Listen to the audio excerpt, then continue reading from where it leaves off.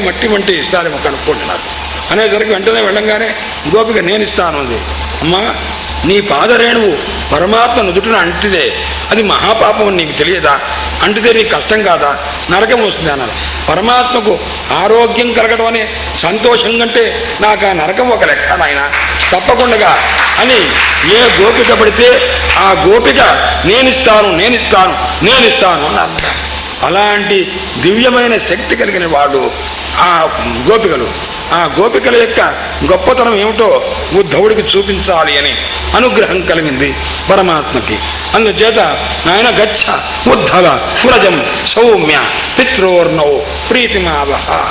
నందుడు అంతకుముందు పంపించారు మధుర నుంచి కంసుడిని చంపిన తర్వాత, నాయన మా తల్లిదండ్రులకి సంతోషాన్ని కలిగించు, గోపికలు నా యొక్క వియోగం చేత బాధపడుతున్నారు, వాళ్ళకి సంతోషాన్ని కలిగించు, ఎందుకంటే వాళ్ళు నన్నే ప్రియుడిగా అనుకుంటున్నారు, నాకంటే ప్రీతికరమైనటువంటి స్వరూపం ఏదీ లేదు. ఏ చక్త లోక ధర్మాచ. నాయన వాళ్ళకి లౌక్యాలు తెలియవురా, వాళ్ళు ఏ అమాయకమైనటువంటి రీతిగా నిష్కపటమైనటువంటి జీవితం నాయన. మైతాహ ప్రేయసాం ప్రేయకే దూరస్థే గోకుల స్త్రియ. ఇంత దూరంలో ఉన్న నాయందే మనస్సు నిలుపుకొని స్మరిస్తూ మోహాన్ని పొందుతూ విరహాన్ని పొందుతూ ప్రాణాన్ని ఎలాగో అలాగా కష్టం మీద నాయన భరిస్తున్నారు. కాబట్టి ఉద్ధవ ఒకసారి వెళ్ళి ఒకసారి రావా అని అన్నారు. అంటే అప్పుడు వెంటనే ఆ మహానుభావుడు కృష్ణ సందేశాన్ని స్వీకరించి అక్కడి నుంచి బయలుదేరి వెళ్ళాడు. వెళ్ళేసరికి అక్కడ చూచాడు, ఆ నందగోకులంలో ఆ వ్రజభూమికి వెళ్ళాడు, ఆ నందుని ఇంటికి వెళ్ళాడు. ఆయన ఇచ్చినటువంటి ఉపచర్యంతా కూడా తీసుకున్నారు. రాత్రంతా కూర్చున్నారు దేవి యశోద నందులిద్దరు కూడా. రాత్రంతా కూడా కృష్ణ పరమాత్మ యొక్క దివ్యమైనటువంటి స్మరతాం కృష్ణవీర్యాన్ని, కృష్ణ పరమాత్మ యొక్క పరాక్రమాన్ని దాని గురించి అంతా కూడా ఏ రకంగా చంపాడయ్యా. ఎందుకంటే యశోద చూడలా, నందుడు చూచాడు కృష్ణ పరమాత్మ యొక్క పరాక్రమాన్ని. ఆ యుద్ధరంగంలో ఆ మల్ల యుద్ధం చేసేటప్పుడు ఆ శలతోషరాజుల్ని ఆ చాణూర ముష్టికుల్ని ఏ రకంగా జయించారో, ఎంతంత దూరాన్ని పడేశారో, కంసుడిని ఏ రకంగా సంహారం చేశారో ఇదంతా కూడా చూచారు. చూచి వెంటనే ఆ లీలలన్నీ కూడా ఇప్పుడు నందుడు నెమరు వేసుకుంటూ ఉన్నాడు. సంస్మృత్య సంస్మృత్య, స్మరించి స్మరించి నందుడు కృష్ణ పరమాత్మ యందు మిక్కిలి అనురాగం కలిగి ఔత్కంఠంతి చేత కృష్ణ పరమాత్మని అంతటి కృష్ణుని వదులుకున్నానే, ఎలా వదిలిపెట్టి వచ్చాను నేను అని అత్యుత్కంఠ అభూత్. ఆ రాత్రంతా చెప్పుకుంటూ కంటి వెంట నీరు పెట్టుకున్నాడు. యశోద కూడా పాపం పక్కన కింద కూర్చొని ఆ ఉద్ధవుడు చెప్తుంటే నందుడు చెప్తుంటే ఆ మాటలు వింటూ మహాతల్లి శృణ్వంతి అశ్రూణి హస్తాక్షీత్, కంటి వెంట నీరు గార్చింది. ఎందుకయ్యా? స్నేహస్మృత వయోధ. పరమాత్మ యందు ఎంత ప్రేమ నుంచింది, అంత ప్రేమ. చిన్నప్పుడు పిల్లవాడుగా ఉన్నప్పుడు కృష్ణ పరమాత్మ ఎంతెంత అల్లరి చేస్తుంటే ఆ తల్లి యొక్క అనుగ్రహాన్ని పొందుతుంటే ఆ దివ్యమైన అనుభూతికి పరవశురాలపై. అందుకోసమే మహానుభావుడు యశోదాయా పరన్నాస్తి మాతా ఇది మే మతి. ఆయన యశోదతో సమానమైనటువంటి తల్లి ఎవరన్నా ఉన్నారా? లేరయ్యా. అందరికీ మోక్షమిచ్చే పరమాత్మ తల్లిని అమ్మా నన్ను విడిచిపెట్టు, నాకు మోక్షం ఇవ్వు అని అడిగాడంటే ఆ తల్లి ఎంత గొప్పదయ్యా. అందువల్లనే యశో దదాతీతి యశోద. తల్లులందరికీ కూడా గౌరవాన్ని ఇచ్చింది ఎవరయ్యా? యశోదయ్యా. యశో దదాతీతి యశోద. ఇంకా కొంతమంది తల్లులకు అట, మేము మా పిల్లల్ని బ్రహ్మాండంగా పెంచాం, కృష్ణుని పెంచినట్టుగా కాదు, మేము చాలా పెంచామని అన్నట్ట. అప్పుడు కూడా వ్యుత్పత్తి మార్చి చెప్పారట. యశ ఇజ్జతి ఖండయతి ఇది యశోద. ఇతర అహంకృతులైన తల్లుల యొక్క యశస్సును కాస్త ఖండించే రీతిగా ఉంది కాబట్టి సాపి యశోద అనిపించుకున్నదట. అందుచేత ఆమె కాస్త కంటి వెంట నీరు పెట్టుకుంది. అప్పుడు అనుకున్నారు, లక్ష్యస్యాస్తి ప్రియ కశ్చిత్ నా ప్రియ నా మాత నా పితా తస్య. ఆయనకి తల్లి తండ్రి ఏదీ లేదు, ఆ మహానుభావుడు అని ఆయన గురించి అనుకుంటూ ఉన్నారట. ఈ రకంగా రాత్రంతా కూడా ఆ మహానుభావుని యొక్క లీలా వర్ణన దానితోనే వాడు గడిచిపోయింది. నందస్య కృష్ణ అనుచరస్య, నందునకు కృష్ణుని యొక్క అనుచరుడైనటువంటి ఉద్ధవునకు. ఈ రకంగా జరిగింది నాయన.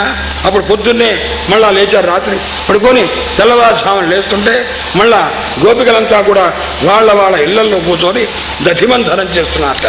కవ్వపు చప్పుళ్ళు, దానివల్ల దధ్నశ్చ నిర్బంధన శబ్దమిశ్రిత నిరస్థితేన దిశామి మంగళం. పొద్దున్నే లేచి ఆ గోపికలు వీళ్ళంతా దధిమంతనం చేస్తుంటే ఆ ధ్వని ఏం చేస్తుందయ్యా అన్నాడు. దిశామ మంగళం, దిక్కుల్లో ఉన్నటువంటి అమంగళం మాత్రం మొత్తం నష్టమైపోతుంట, అమంగళం కలుగుతుంది నాయన. ఇది పరిస్థితి. ఇదంతా జరిగింది. గోపికలకు తెలిసింది నందుడింటికి ఎవరో ఒక ఆయన వచ్చారయ్యా.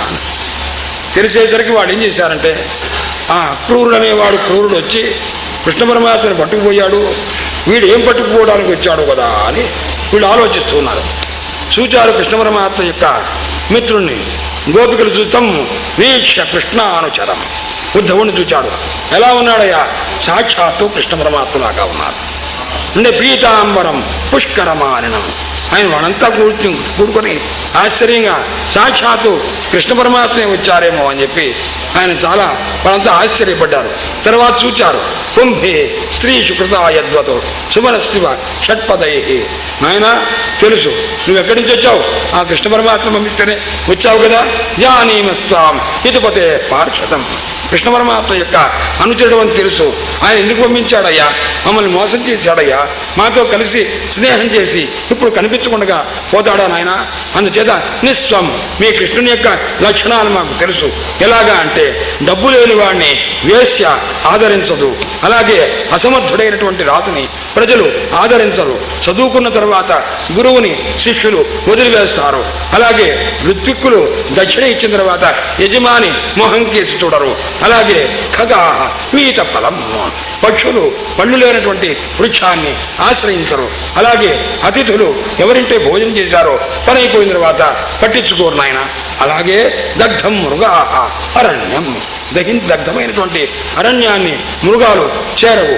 జారుడైన వాడు స్త్రీని అనుభవించి ఆ స్త్రీని చూడరు అని ఆ రకంగానే మీ కృష్ణ పరమాత్మకు మాతో అవసరమైపోయింది. మా ఇంట్లో వెన్న పెరుగు అన్నీ భుజించి హాయిగా సుఖంగా ఉండి స్నేహంగా ఉండి చెప్పా పెట్టకుండా వెళ్ళిపోయాడయ్యా అని ఈ రకంగా కృష్ణదూత అయినటువంటి ఆ ఉద్ధవుడితోటి చక్తలౌకిక. చక్తలౌకిక అంటే వీళ్ళతో ఎంతో ఈ మాట మాట్లాడవచ్చా మాట్లాడకూడదా, ఈయన పోయి ఏమన్నా వాళ్ళతో చెప్తాడేమో, ఇలాంటివన్నీ కూడా అనుకొని చక్తలౌకిక గాయంచ లౌకికాన్ని విడిచిపెట్టి వాడి రకంగా ఉన్నారు. ఇంత లోపల ఒక గోపిక అంటే కృష్ణ పరమాత్మ యొక్క దివ్యమైనటువంటి అనురాగాన్ని పొందినటువంటి గోపిక ఆమె రాధాదేవి. ఆమె ఏమన్నది? మధుప కితవ బంధో. భ్రమర గీతలు ప్రారంభం చేస్తున్నారు. మధుప అంటే ఒకనొక మధుపాన్ని గనక దృష్టి పెట్టి కితవ బంధో, ఆయన కాస్త కపటమైనటువంటి వాడా అని చెప్పి ఆ మధుపము ఆ తుమ్మెదను ఉద్దేశించి తుమ్మెద రూపంగా భావన చేసి ఆ మాట చెప్తున్నారు. రాధాదేవి అంటున్నది. ఎందుకంటే అనేక రకమైనటువంటి స్వరూపం కలిగినటువంటి కృష్ణ పరమాత్మ ఈ రోజు ఏం చేస్తున్నారు అంటే యాదవుల యొక్క సదస్సులో అనేక రకమైనటువంటి లీలలు ప్రదర్శిస్తున్నారు అని చెప్పి తర్వాత దివి భూయిచ రసాయా కాస్త్రియ తద్దురాపాహ. భూలోకంలో కానీ స్వర్గంలో కానీ పాతాళంలో కానీ ఆ మహానుభావుని యొక్క మోసపు నవ్వులకు మోసపోని వాడు ఎవడున్నారయ్యా? ప్రతివాడు మోసపోతాడు. ఆయన ఏం చేశారు? కృష్ణ పరమాత్మ ఒక తుమ్మెదని సంబోధించి అంటున్నమాట. ఆ తుమ్మెద కూడా మగతుమ్మెద స్థానంలో కృష్ణ పరమాత్మని ఉద్దేశంలో పెట్టుకొని, ఓ తుమ్మెద ఎంత పని చేశావే, నువ్వు చెయ్యనటువంటి తప్పు ఉన్నదా? మధుప కితవ బంధో మా స్పృశ అంగ్రిం సపత్న్యా. ఓరి మధుపమా అంటే మధు అనేటువంటి దాన్ని తాగేవాడా అని ఒక అర్థం. మధుప కితవ బంధో, కపటమైనటువంటి బంధువు నువ్వు మమ్మల్ని రకంగా మోసం చేశావా అని ఒక నిందాపూర్వకమైనటువంటి రీతిగా అనడం జరిగింది. అప్పుడు కాస్త ఇంకా చెప్తున్నాను అనమాట. ఏమని? మృగయురివా, ఆ రాధాదేవి రూపంగా ఉన్న గోపిక అంటున్నది. మృగయురివా కపీంద్రం. ఏ విధంగా అయితే వాలి విషయంలో చెప్పినటువంటి రీతిగా లుబ్ధకర్మ స్త్రియం అకృత, వారిని సంహారం చేసినట్టు రామచంద్రమూర్తి సంహారం చేసినట్లుగా, అలాగే శూర్పణఖని ఏ విధంగా అయితే ముక్కు చెవులు కోసినట్టుగా బలిచక్రవర్తిని ఆక్రమించినట్టుగా ఈ రకమైన మోసం చేసేటువంటి వాడయ్యా ఈ మహానుభావుడు అని చెప్పి వాడు గోపికలంతా కూడాను రాధాదేవి మొదలైన వాళ్ళంతా కృష్ణ పరమాత్మ మోసం చేశాడని బాధపడుతూ అన్నారు. ఇదంతా చూచాడు ఉద్ధవుడు. ఈ మాటలు వాళ్ళ యొక్క ప్రేమాతిశయాన్ని చూచి అహో యూయం గోపికల దగ్గరికి వెళ్ళి, అమ్మా మీరంత పరిపూర్ణమైన స్థితి కలవాళ్ళు. వాసుదేవుని యందు ఆయన మీ మీద ప్రేమ మీకు ఆయన మీద ప్రేమ ఉందని చెప్పారు, కానీ ఇంత ప్రేమను మాకు తెలియదుమ్మా. ఎంత సమస్తమైనటువంటి పరివారాన్ని సంసారాన్ని విడిచిపెట్టి ఈ రకంగా ఉన్నారే, మిమ్మల్ని నిరంతరం పరమాత్మ తలుచుకుంటూ ఉన్నారు, ఆయన మీకు ఒక సందేశం ఇమ్మన్నారని చెప్పి ఒక సందేశం ఇచ్చారు. ఆ సందేశం వేదాంతపూర్ణమైనటువంటి సందేశం ఇచ్చారు. ఆత్మమాయానుభావేన భూతేంద్రియ గుణాత్మన ఆత్మన్యేవాత్మనాత్మం ఆత్మానం సృజే హన్మి అనుపాలయే. పరమ ఇదంతా వేదాంత రూపంగా నేను నా ఆత్మయందే మనస్సు చేత మిమ్మల్ని అందరినీ కూడాను సంకల్పిస్తున్నా, మిమ్మల్ని రక్షిస్తున్నాను, శిక్షిస్తున్నాను, సృష్టిస్తున్నాను అని రకమైన ఆత్మ జ్ఞానమయ. ఆత్మ జ్ఞానపూర్ణమైనటువంటిది, శుద్ధమైనది, ఆ రకమైనటువంటిది. కాబట్టి ఆ రకమైన స్వరూపంగా నన్ను తెలుసుకోండి అని పరమాత్మ వేదాంత రూపంగా ఉపదేశం చేశారు. చేసేసరికి ఆ ప్రియమైనటువంటి కృష్ణ పరమాత్మ పంపించిన ఆ సందేశానికి వాళ్ళంతా కూడా కృతార్థులయ్యారయ్యా అని చెప్తున్నారు. అందుచేత దివ్యమైనటువంటి వైభవాలలో చివరిదిగా ఉన్నటువంటిది ఉద్ధవుని యొక్క సందేశం. ఆ సందేశం అయిన తర్వాత దశమస్కంధంలోని ఉత్తర భాగం ప్రారంభమవుతుంది. జరాసంధుని యొక్క అల్లుడు కంసుడు. కంసునికి అస్థి ప్రాప్తి అని ఇద్దరు కూతుడు. ఇప్పుడు కంసుడు చనిపోయాడు కృష్ణుని వల్ల. నా అల్లుడిని చంపినటువంటి వాడు కృష్ణుడు అని కోపం కలిగి జరాసంధుడు తన పిల్లలిద్దరిని, ఆడపిల్లలిద్దరినీ కూడా ఇంట్లో పెట్టుకొని కృష్ణుని సంహారం చేయాలి, ఆ యాదవ వంశం నిర్వంశం చేయాలి అని చాలా పెద్ద ప్రయత్నం చేశారు. అనేక సార్లు అనేక పరివారంతో కలిసి, ఎక్కువ అక్షౌహిణీ సేనలు ఉన్నవి, ఆ సేనలతో కలిసి యుద్ధానికి వచ్చాడు. అయితే పరమాత్మ తన యొక్క భుజమున చేత రక్షింపబడుతున్నటువంటి ఆ మధురా నగరాన్ని రక్షించుకుంటూ అనేక సార్లు జరాసంధుడిని తరిమేశాడు. 17 సార్లు జరాసంధుడు యుద్ధానికి వస్తే 17 సార్లు కూడా జరాసంధుని పరివారాన్ని కాక కొట్టిపడేశాడు. అలాంటి స్థితిలో సంబంధించే భగవాన్ దుర్గం ద్వాదశయోధుని 18వ వచ్చారు. 18వ కూడా వచ్చేసరికి ఇలా ఇన్నిసార్లు యుద్ధం చేస్తుంటే అనేక మంది చనిపోతున్నారు. కాబట్టి ఈ విధంగా కాకుండా ద్వారకలో సముద్ర మధ్యంలో 12 యోజనముల విస్తీర్ణమైనటువంటి భవనాన్ని కాస్త ఏర్పాటు చేద్దామని పరమాత్మ అంతఃసముద్రే నగరం కృష్ణాద్భుతం అచీకరత్ గొప్ప భవనాన్ని కాస్త తయారు చేశారు. చివరికి కృష్ణ పరమాత్మ బలరాముల వారు ఇద్దరూ కూడా వెంటాడుతూ ఉంటే వెళ్ళి ఎక్కడి నుంచి ఒక కొండ మీద నుంచి దూకినట్టుగా చేశారు. భయం చేత కాదు, ఒక తర్వాత దుష్ట దమనం కావలసి ఉందన్నమాట. అందుచేత ఏ విధంగా చేయాలి అనుకుంటే కొండ మీద నుంచి దూకినట్టుగా వాడు చేశారు. కాలయవనుడు అనేటువంటి వాడు అనేక మంది ఆటవికులతో కలిసి వచ్చాడు. యుద్ధం చేయడానికి కృష్ణ పరమాత్మతో ప్రయత్నం చేస్తూ ఉంటే ముచుకుందుడు అనేటువంటి ఆయన వీడిని కాస్త భస్మ చేశారు కాలయవనుణ్ణి. ఎవరా ముచుకుందుడు అంటే మాంధాతృ చక్రవర్తి యొక్క కుమారుడయ్యా అని చెప్పి, మాంధాతృ తనయుడు మహాన్ ముచుకుంద ఇది ఖ్యాత.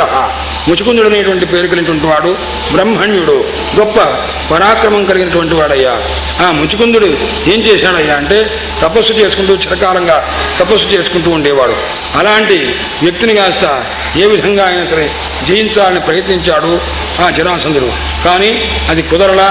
తర్వాత ముచుకుందుడు తన యొక్క తపశ్శక్తి చేత కాలయవనుణ్ణి కాస్త సంహారం చేశారయ్యా అని చెప్పారు. ఈ ముచుకుందుడే కలియుగంలో నరసింహ మెహత అనే పేరుతో మహానుభావుడు ఆవిర్భవించారు అని తర్వాత వ్యాఖ్యాకర్తలు చెప్పినటువంటి విషయం. ఇక రుక్మిణీ కళ్యాణం.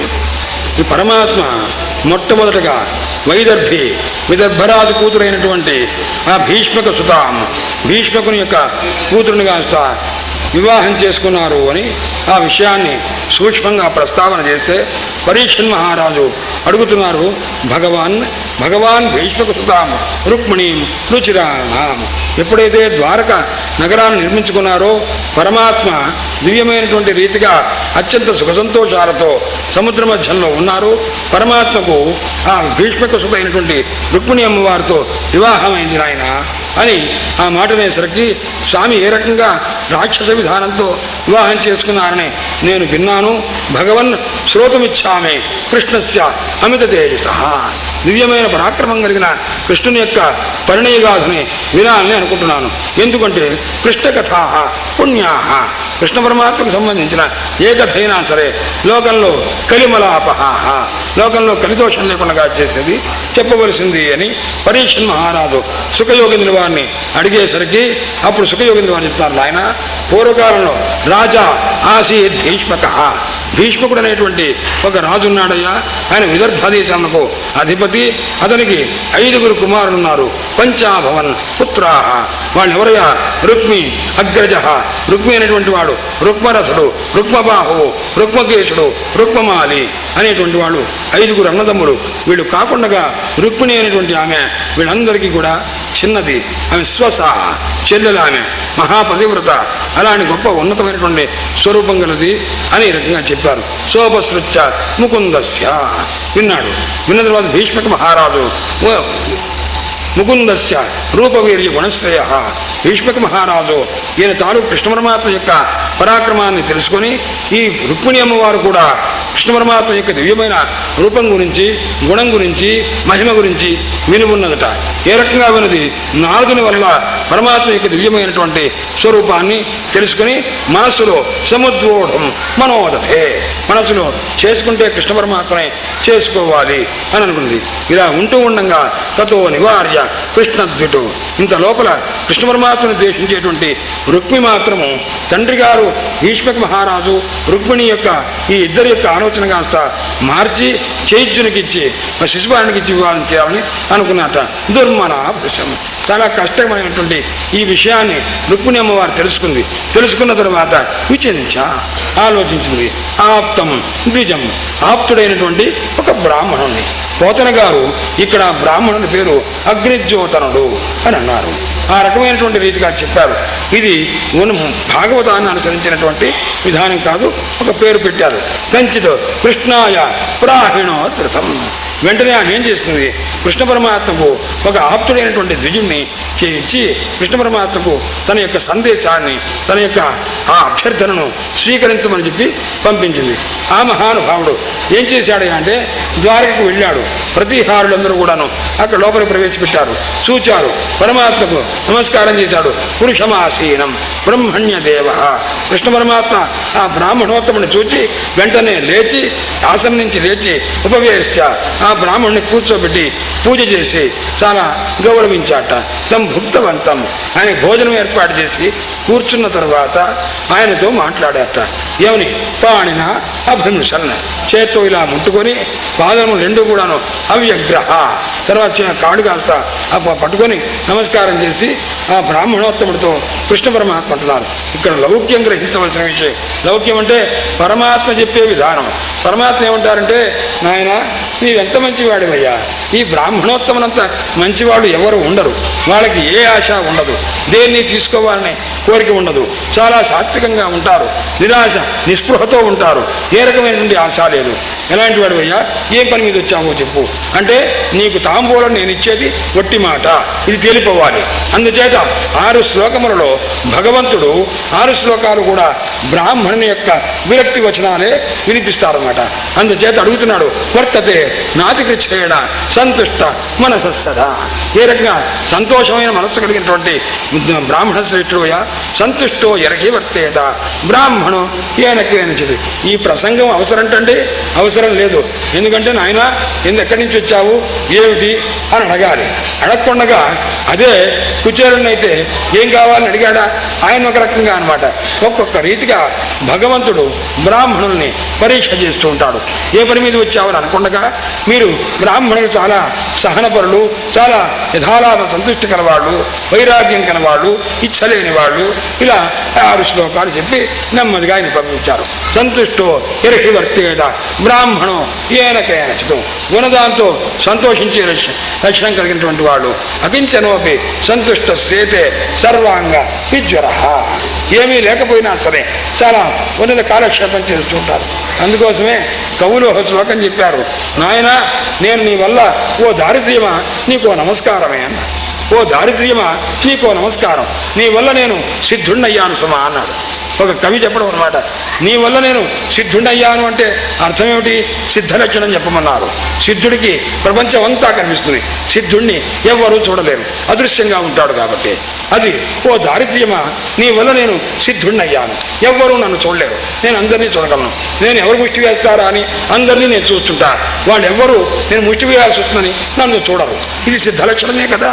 అందువల్ల అహం సర్వాన్ ప్రపశ్యామి నమాంకశ్చన పశ్యతి, నేను అందరినీ చూస్తా, ఎవ్వరు నన్ను చూడరు అని రకంగా అన్నట్టే యథాలాభ సంతుష్టి ఆయన బ్రాహ్మణోత్తములకు అని చెప్పి విప్రాన్ స్వలాభ సంతుష్ట, ఉన్నంత దాంతో సంతోషించేటువంటి నిరహంకారుడైన బ్రాహ్మణోత్తములంటే నాకు బహు ఇష్టం, వాళ్ళకి నమస్కారం చేస్తానయ్యా అని ఆయనకి నమస్కారం చేశాడు.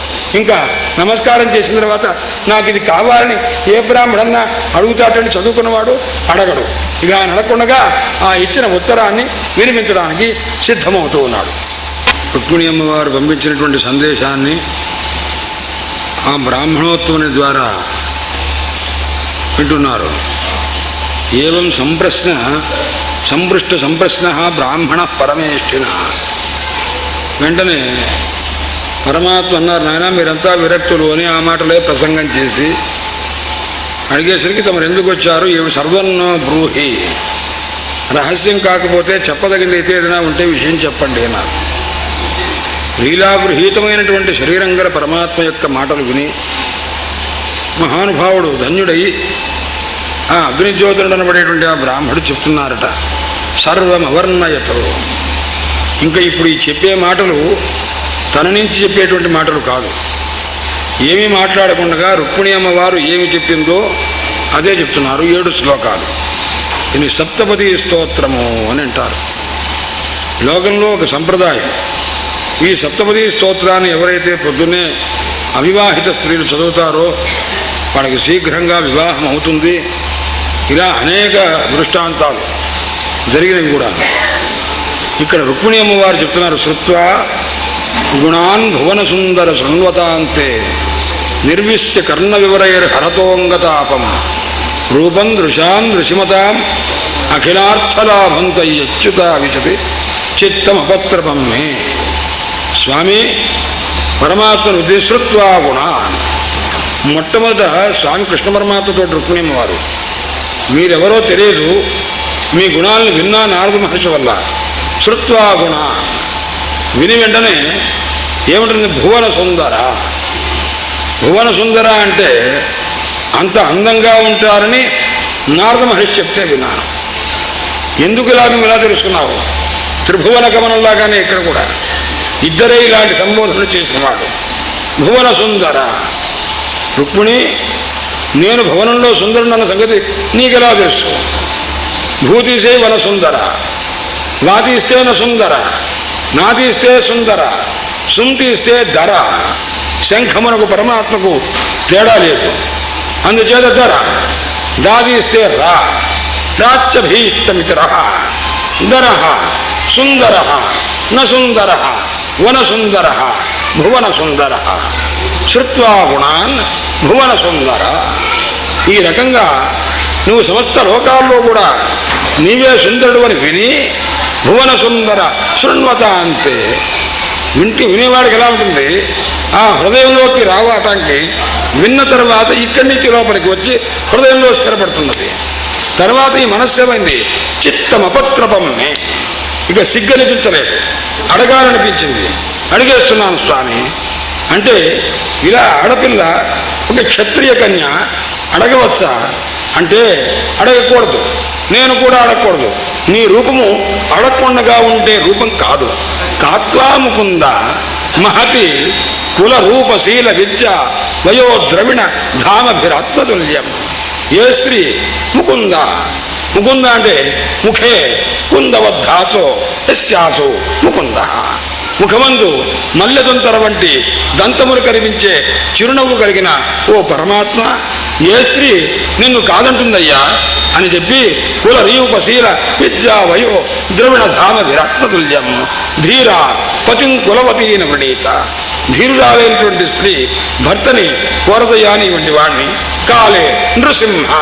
ఇక్కడ వరస సంబోధనలో ఒక వైశిష్ట్యం చెప్పున్నారు. నృసింహ అంటే నీ పూర్వావతారాలు తెలుసు, నువ్వెవరో తెలుసు, నన్ను గుర్తించు స్వామి అని అభ్యర్థన చేసుకుంటుంది. నరలోక మనోభిరామం. అందుచేతనే నేను వరించాను స్వామి. జాయాం ఆత్మార్పిత భవతోత్ర విభో విధేహి. నువ్వు నన్ను కాస్త పరిగ్రహించవలసింది, లేకపోతే నక్కలాగా పొంచి ఉన్నాడు శిశుపాలుడు అపహరించడానికి. అందుచేత అది నాకు ఇష్టం లేదు, మీరు నన్ను పరిగ్రహించండి. ఎలా నన్ను పరిగ్రహించాలి? మీ వాళ్ళంతా ఉన్నారంటున్నావు కదా, మీ అన్న నీ గ్రహించే స్థితిలో ఉన్నాడు. శోభావిని. రేపు మేము కాస్త దేవాలయానికి వెడతాం, కులదేవి యాత్ర, మా అపాస్య దేవత యాత్రకు వెడతాం. అప్పుడు నువ్వు చైత్యుని యొక్క జరాసంధుని యొక్క సైన్యం అంతా వస్తారు. వాడిని కాస్త జయించి మాం రాక్షసేన విధిన ఉద్వహ వీర్యశుల్కాం. రాక్షస విధితోటి మమ్మల్ని నన్ను వివాహం చేసుకోవాల్సింది. అదేమిటి, నువ్వు అంతఃపురంలో ఉంటే నిన్నలా తీసుకొస్తానమ్మాయి అని అంటారేమో. అంతఃపురాంతరచరి, అంతఃపురంలో నేనుంటే అనిహత్య బంధువును అడ్డుకున్న వాడిని చంపకుండా త్వాముద్వహే కథం నిన్నలా పెళ్లి చేసుకుంటాను అంటారేమో. అది కూడా నేనే చెప్పేస్తున్నా, వినండి అని. ఎందుకంటే మీరు అంతఃపురంలో దాకా రానవసరంలా, నేనే అంతఃపురం దాటి బయటకు వస్తా. పార్వతీ అమ్మ వారికి నమస్కారం చేసుకోవాలి, ఆ దేవాలయం దగ్గరికి వస్తా, మీరు అక్కడికి వచ్చేయండి, నన్ను తీసుకెళ్ళండి. ఇది కూడా ఆమె చెప్పిందనమాట. పూర్వేజ్జురస్తి మహతి కులదేవి యాత్ర యస్యాం నిజవధూ గిరిజాముపేయాత్. నవవధూ పెళ్లి కూతురు ఆ గిరిజామ్మ వారి దగ్గరికి వెళ్ళి నమస్కారం చేస్తుంది. అందుచేత అక్కడికి నేను వస్తాను అని అన్నదనమాట. అనేసరి యస్యాంఘ్రి పంకజ రజస్నపనం మహాంతో వాంఛంతి ఉమాపతిరివ ఆత్మతమోపహత్యై హిర్హ్యంబుజాక్ష. స్వామి, నీ పాద పద్మముల యొక్క రేణువులు ఎవరయ్యా కోరేది? ఉమాపతి, సాక్షాత్తు పరమేశ్వరుడు కోరుతాడు. ఎందుకయ్యా? ఆత్మతమోపహత్యై, తన తాలూకు తమో గుణాన్ని పోగొట్టుకోవడానికి నీ సత్వమూర్తి అయినటువంటి నీ యొక్క పాద రజస్సును కాస్త కోరుకుంటారో అలాంటి నీ అనుగ్రహం నాకు లేదనుకోండి. శంభుజాక్ష నలభేయ భవత్ప్రసాదం. నీ అనుగ్రహాన్ని నేను పొందలేదా? జహ్యామసోన్, నా ప్రాణాలు విడిచిపెట్టేస్తాను. ఇప్పటికే వ్రతపురుషాన్, వ్రతము చేత చాలా కృషించిపోయి ఉన్నాను. ఇప్పుడు కాదు, శతజన్మభిస్యాత్. ఈ జన్మ కాకపోతే 100 జన్మల తర్వాత అయినా సరే నీవే నాకు పతివి కావాలి స్వామి అని ఇచ్చేతే గుహ్య సందేశ. రహస్యమైనటువంటి ఈ సందేశాలని తల్లి చెప్పిందయ్యా, రుక్మిణి అమ్మవారు మీకు పంపించింది స్వామి అని పంపించారు. ఇప్పుడు వెంటనే ఈ మాట విన్నారు పరమాత్మ. వైదగ్ధి యొక్క ఆ సందేశాన్ని విని వెంటనే బ్రాహ్మణోత్తముడి దగ్గరికి వచ్చి చేతిలో చెయ్యి వేసి పాణినా పాణిం ప్రగృహ్య, చేతితో చేపట్టుకుని ప్రహసన్ ఇదమబ్రవీత్, నవ్వుతూ ఈ మాట చెప్తారు. ఆహా, అలాగా తప్పకుండా వస్తాను అని చెప్పి అనుగ్రహించారు పరమాత్మ. హర్షం, ఏ రోజు పెళ్ళవుతుందో ఆ నక్షత్రం తెలుసుకుని మధుసూదనుడు బయలుదేరాడయ్యా అన్నాడు. మధుసూదనుడు అని ఎందుకన్నారయ్యా అన్నాడు. ఇప్పుడు శత్రు సంహారం చేయడానికి సిద్ధంగా ఉండి అమ్మవారిని తీసుకొచ్చుకుంటారన్నమాట. అందుచేత వెళ్ళేసరికి ఆ పరమాత్మ యొక్క దివ్య రూపాన్ని చూచారట, గౌరవించారు. పురంలో ఉన్న విదర్భ నగరంలో ఉన్న ప్రజలంతా కూడా అయ్యమ్మ సరిపోతే రుక్మిణికి సరి అయిన భర్త ఈమె ఈయన తప్ప ఇంకెవరూ కాదు అని చెప్పి అనుకున్నారు. అయితే ఇంత లోపల రుక్మిణి అమ్మవారు పార్వతీ అమ్మవారి దర్శనానికి వెళ్ళింది. వెళ్ళేసరికి అక్కడికి చదువుతారు. ఇక్కడ ఆమె వెళ్ళి ముందు బ్రాహ్మణోత్తముడు వెళ్ళాడు. వెళ్ళి ఆమె రుక్మిణి అమ్మవారికి చెప్పారు, అమ్మ నువ్వు చెప్పిన సందేశాన్ని వారికి వినిపించా, విన్నాడు, ఆయన వస్తాడమ్మా అన్నారు. ఆహా, అలాగా నమస్కారం అండి అన్నట. అని పంపించింది. ఒక కానుక లేదు, రూపాయి లేదు, ఏమీ లేదు పంపించింది. ఎందుకు లేదు అని, కృష్ణ పరమాత్మ అనుగ్రహమునకు సాటి అయిన కానుక ప్రపంచంలో ఏదీ లేదు. అందుచేత నీకు నమస్కారం మాత్రం చేస్తున్నాను సార్. స్వామి నపశ్యంతి బ్రాహ్మణాయ ప్రియమన్యతో. ఇంత పరమాత్మ యొక్క అనుగ్రహానికి సాటి ఏమన్నా ఉందా? లేనే లేదుట. భక్తిరేవా ఇది జ్ఞానమేవ తులితంతు తులాయాం భక్తిరేవ నతులితంతు తులాయాం అని. భక్తి గొప్పదా జ్ఞానం గొప్పదా అని ఇలా త్రాసు చూద్దాం అనుకున్నట్ట. భక్తి సరిపోయిందా? భక్తి ఎత్తు ముందు బరువు ముందు జ్ఞానం అంత తేలిపోయిందయ్యా అని. ప్రేమనైవ తులితంతు తులాయాం. అలాగే ప్రేమను పెట్టారు, జ్ఞానాన్ని పెట్టారు, త్రాసు వేశారట. ప్రేమ భక్తి ముందు జ్ఞానం కాస్త తగ్గిపోయిందయ్యా అన్నారు. అందుచేత పరమాత్మ యొక్క అనుగ్రహం ముందు ఏ కానుక ఇచ్చినా కుదరదని ఆత్మార్పణ చేసిన రీతిగా రెండు చేతులు ఎత్తి నమస్కారం చేసింది. నపశ్యంతి బ్రాహ్మణాయ ప్రియమన్యతో ననామస నమస్కారం చేసింది. అప్పుడు ప్రజలంతా కూడా ఈ కళ్యాణ మహోత్సవ సందర్భంలో అనుకున్నారు, అస్యైవ భార్య భవితుం అర్హతి. కృష్ణ పరమాత్మ యొక్క రూపాన్ని మహానుభావుడు విదర్భలో నగరంలో ప్రవేశిస్తుంటే ఈ మహానుభావుడికి తగి ఉన్నదయ్యా రుక్మిణి అమ్మవారు. అసావప్తినవజ్జాత్మ భైష్మ్యా సముచిత పతి. ఈ మహానుభావుడే మన రుక్మిణి అమ్మవారికి తగిన పతి అనుకుని వాళ్ళంతా ప్రజలు తమ యొక్క అభీష్టాన్ని బయటికి అనుకుంటున్నారట ఒకళ్ళనొకళ్ళు కూడాను. ఇంత లోపల ఆమె రుక్మిణి అమ్మవారు అంబికాలయానికి వచ్చింది. వచ్చి అమ్మవారిని చూసి భవానిని నమస్కారం చేసింది. ఎలా అక్కడ ఉన్న దేవాలయం ఎలా ఉందయ్యా అన్నారు. కుమారస్వామి, గణపతి, పార్వతీ పరమేశ్వరుడు ఇలా ఉన్నటువంటి ఒక దివ్యమైన దేవాలయంట. నమస్తే సాంబికే భీక్షం. తల్లి పార్వతీనికి నమస్కారం చేస్తున్నా. ఎలాంటి దానివి నీవు? స్వసంతానయుతాం శివాం. నీ కుమారులతో కూడుకొని ఉన్నటువంటి తల్లివమ్మ నీవు.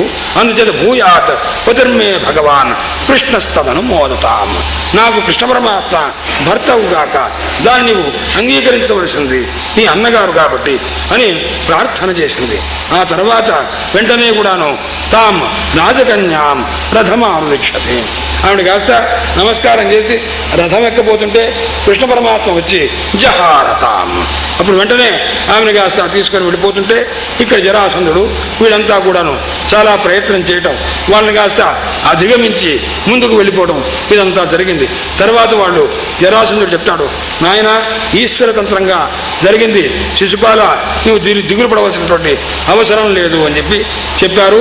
వెనక్కి వెళ్ళారు. తయా కృష్ణ కృతమస్మ జుగుప్సితం. తర్వాత ఈ రుక్మి వెంటబడి వస్తుంటే అతన్ని కాస్త శస్త్రఛేదం అంతా చేశారు. చేస్తే బలరాములు వారు మొత్తం భాగవతం మొత్తం మీద కృష్ణ పరమాత్మకు అన్నగా ఉన్న బలరాముల వారు ఎక్కడన్నా ఆ అగ్రజత్వాన్ని ప్రదర్శించే మాట ఏదన్నా జరిగిందా అని. శ్రీమద్ రామాయణంలో రామచంద్రమూర్తి సీతావియోగంతో బాధపడుతూ ఉంటే రామచంద్రమూర్తికి బాధను పోగొట్టడం కోసం అన్నయ్య ఇగో ఇటు అడుగుజాడలు కనిపిస్తున్నవి, ఇటు బహుశా రావణాసుడు వెళ్ళుంటాడేమో, వదిన గారు వెళ్ళుంటారేమో, అడుగుజాడలు కనిపిస్తున్నవి, ఇటు ఇటు అని ఏదో కొన్ని ఆలోచన చేస్తుండేవారు. రామచంద్రమూర్తి వియోగంలో బాధపడుతున్నారని లక్ష్మణస్వామి అనుకుంటుండేవాడు. కానీ నాయన లక్ష్మణ అటు కాదురా ఇటున్నది చూచావా అని అంటున్నారు. ఆయన ఆశ్చర్యపోతుండేవాడు. ఎందుకంటే ఈయన పొద్దున్నుంచి రాత్రి దాకా హాసీతే హేసీతే అని బాధపడుతున్నాడే, నేను తప్పు రూటు చూడటం ఏమిటి, ఆయన సరి అయిన మార్గం చెప్పడం ఏమిటి, ఇది ఆశ్చర్యంగా ఉంది. అందుచేత సోదరుడుగా తమ్ముడుగా ఉండి అప్పుడు ఏ రకంగా కూడా ఏ సేవ చేయడం తప్ప ఏమీ చెప్పలేదు.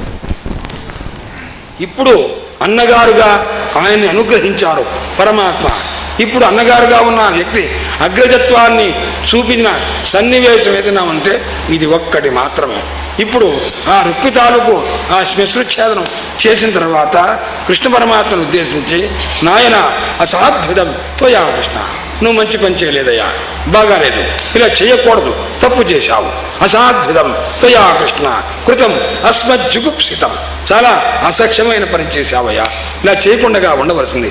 ఎందుకంటే వపనము శ్మశ్రుకేశానాం, మీసము గడ్డము ఇది వపనం చేయడం అనేది నువ్వు చేసే పనా మనం చేసే పనా, మంచిది కాదు. శ్మశ్రుకేశానాం వైరూప్యం, ఇలా విరూపంగా చేయడం అనేది వధ చేయడంతో సమానం అని చెప్పి కొత్తగా ఆమెను తీసుకొచ్చావు. నువ్వు ఆ రుక్మిణి ఏమన్నా అనుకుంటుందేమో అని అమ్మా నీవు అన్యథా అనుకోవద్దు, మైవాస్మాన్ సాధ్వి అసూయేథ, మమ్మల్ని గురించి విపరీతంగా భావన చేయొద్దమ్మా అని చెప్పి కొద్దిగా వేదాంతపరంగా కొన్ని మాటలు కూడా మాట్లాడారు. రాజ్యస్య భూమే విత్తస్య స్త్రియో మానస్య తేజస. కొంతమంది క్షత్రియులు ఈ రకమైనటువంటి ధనం కోసం, పట్టుదల కోసం ఎంతైనా పనిచేస్తూ ఉంటారమ్మా. ఆత్మమోహో ఇదంతా కాదు, ఆత్మమోహో నృణామేష. మీ అన్నకి ఒక అజ్ఞానం, ఆ మోహం చేత అడ్డుకొని ఉంటాడు. అందుచేత నీవు దేవమాయ చేత జరిగిందే తప్ప ఇది అనర్థం కాదు, నీవు అన్యథా అనుకోవద్దు అని చెప్పి ఏక ఏవ పరోక్షాత్మ సర్వేషామపి దేహినాం, సమస్తమైనటువంటి జీవజాతానికి ఆత్మే అన్నిటికంటే గొప్పది. కాబట్టి అజ్ఞాన సంబంధమైనటువంటి ఈ శోకమోహాన్ని విడిచిపెట్టి తత్వజ్ఞానం చేత ఈ దుఃఖాన్ని పోగొట్టుకొని స్వస్థతగా ఉండాలి. నీవు దిగులు పడవద్దు, నీ అన్న గురించి అతన్ని ఈ రకమైన అవమానం చేశారని బాధపడవద్దు అని భగవంతుడైన బలరాముల వారు బోధ చేశారు రుక్మిణి అమ్మవారికి. ఆమె కాస్త కొద్దిగా ఆ దుఃఖాన్ని విడిచిపెట్టింది. కానీ రుక్మిణి అనేవాడు కృష్ణ పరమాత్మ దగ్గర నుంచి నా చెల్లెల్ని తీసుకొచ్చేదాకా నేను నా విదర్భదేశానికి వెళ్ళను అని చెప్పి అక్కడ ఒక నగరం ఏర్పాటు చేసుకున్నాడు. భోజకటము అనే పేరుతో ఒక నగరాన్ని ఏర్పాటు చేసుకొని కృష్ణ పరమాత్మని జయించి నా చెల్లెల్ని తీసుకెళ్లేదాకా వెళ్ళను అని అక్కడే పడున్నాడు. ఇంత లోపల కృష్ణ పరమాత్మ ఏం చేశారు, భగవాన్ భీష్మక సుతాం ఏవన్ నిర్జిత్య భూమిపాన్. ఈ రకంగా భీష్మక సుత ఆ రుక్మిణీదేవిని జయించి రుక్మిణీదేవిని పొంది నిర్జిత్య భూపతి భూమిపాన్, రాజులందరినీ జయించి పురమానీయ తన నగరానికి ద్వారకకి తీసుకొచ్చి విధివతో ఉపయేమే కురుద్వ. శాస్త్రోక్తమైన రీతిగా పరమాత్మ రుక్మిణి అమ్మవారిని వివాహం చేసుకున్నారు నాయన. తదా మహోత్సవో నృణాం యదుపుర్యాం గృహే గృహే. అప్పుడు దివ్యమైనటువంటి ఉత్సవం జరిగింది యదునగరంలో. ఆయన ఇంత దివ్యమైనటువంటి సన్నివేశాన్ని నీకు చెప్పాను, వింటున్నావా? ద్వారకాయా అభూద్రాజన్ మహామోద పురౌకసాం. ద్వారకా నగరంలో దివ్యమైనటువంటి సందోహంగా ఉత్సవం జరిగింది, పరిణయోత్సవం. రుక్మిణ్యా రమయోపేతం దృష్ట్వా కృష్ణం శ్రియపతిం. రుక్మిణి సాక్షాత్తు లక్ష్మీదేవి యొక్క స్వరూపము కృష్ణ పరమాత్మతో వివాహమైంది నాయన. ఇది శ్రీమద్భాగవతే మహాపురాణే పారమహంస్యాం సంహితాయాం దశమస్కంధే ఉత్తరార్థే రుక్మిణ్యుద్వాహే చతుఃపంచాశత్తమ. హరయే నమః, హరయే నమః, హరయే నమః. స్వస్తి ప్రజాభ్యః పరిపాలయంత న్యాయేన మార్గేణ మహీం మహీషాః గోబ్రాహ్మణేభ్యः శుభమస్తు. లోకాः సమస్తాः సుఖినో భవంతు. కాలే వర్షద్వర్జన్య పృథివీ సంకోచరేంద్రాయ మహనీయ గుణాత్మనే సార్వభౌమాయ మంగళం జన్మంగళం.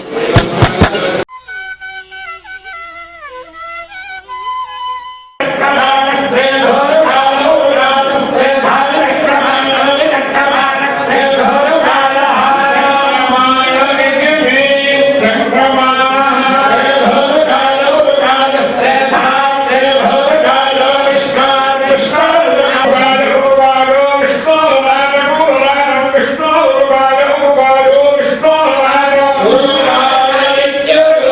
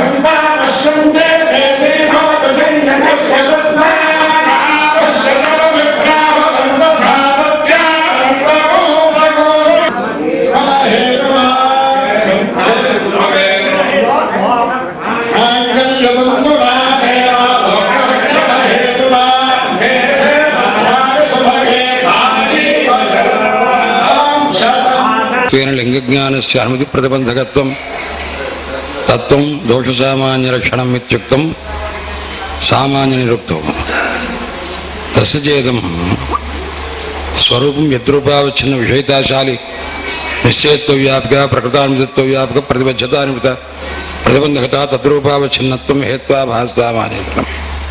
హృదోవన్యమాన్ ధూమాదిచత్ర వన్యభావద్రథే బాధే లక్షణ సమన్వయస్త్యుత్థం యద్రూపావచ్ఛిన్న విషితాశాలి నిశ్చయత్వ వ్యాపక హృదోవన్యమాన్ ధూమాదిచత్ర వన్యభావద్రథత్వావచ్ఛిన్న విషితాశాలి నిశ్చయత్వ వ్యాపక ప్రకృతానుమితత్వ వ్యాపక ప్రతిబద్ధతానుమిత ప్రతిబంధకత ప్రకృత అనుమతి హృదోవన్యమాన్ వన్యవ్యాప్య ధూమాంశ్చేత్యాకారిక సమూహాలంబనాత్మిక అనుమతి అనుమితత్వ వ్యాపకాయ ప్రతిబద్ధత సంయోగ సంబంధావచ్ఛిన్న వన్యత్వావచ్ఛిన్న ప్రకారతం హృదత్వావచ్ఛిన్న విశేషదాశాలి బుద్ధిత్వావచ్ఛిన్న ప్రతిబద్ధత తన్నిరూపితాయ ప్రతిబంధకత హృదోన్యభావానిత్యాకారక నిశ్చయనిష్ట సంయోగ సంబంధావచ్ఛిన్న వన్యత్వావచ్ఛిన్న ప్రతియోగితాకా భావత్వావచ్ఛిన్న స్వరూప సంబంధావచ్ఛిన్న ప్రకారతావిత హృదత్వావచ్ఛిన్న విశేషదాశాలి నిశ్చయనిష్ట ప్రతిబంధకత తద్రూపావచ్ఛిన్నత్వం వన్యభావధే బాధే అస్తి లక్షణ సమన్వయ ఏం స్థితే హృదోవన్యమాన్ ధూమాదిచత్ర వన్యభావవద్ జలవద్వృత్తి జలవద్హృదే ఉదాసీనే అతివ్యాప్తి తత్ర ఇతరూపావచ్ఛిన్న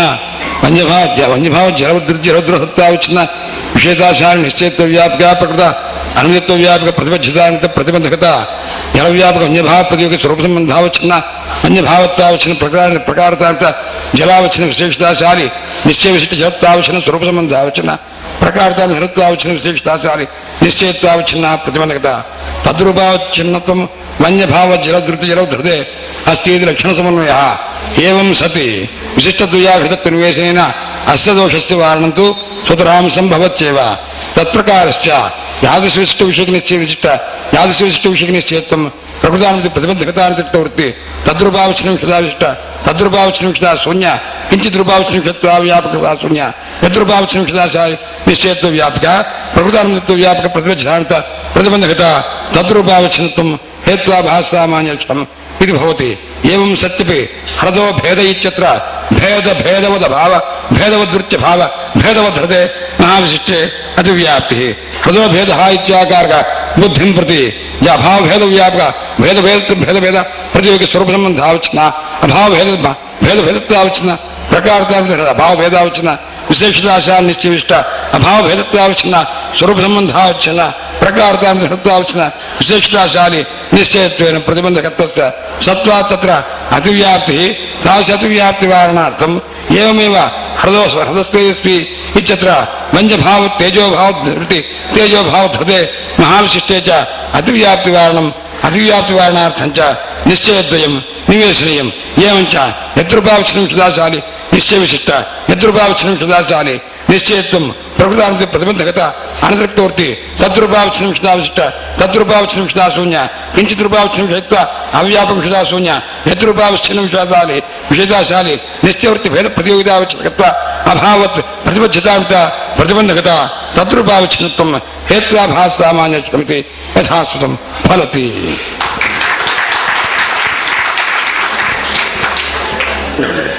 రుక్మిణి శ్మశ్రుచ్ఛేదనం చేసినప్పుడు బలరాముల వారు వధ అని అన్నారు.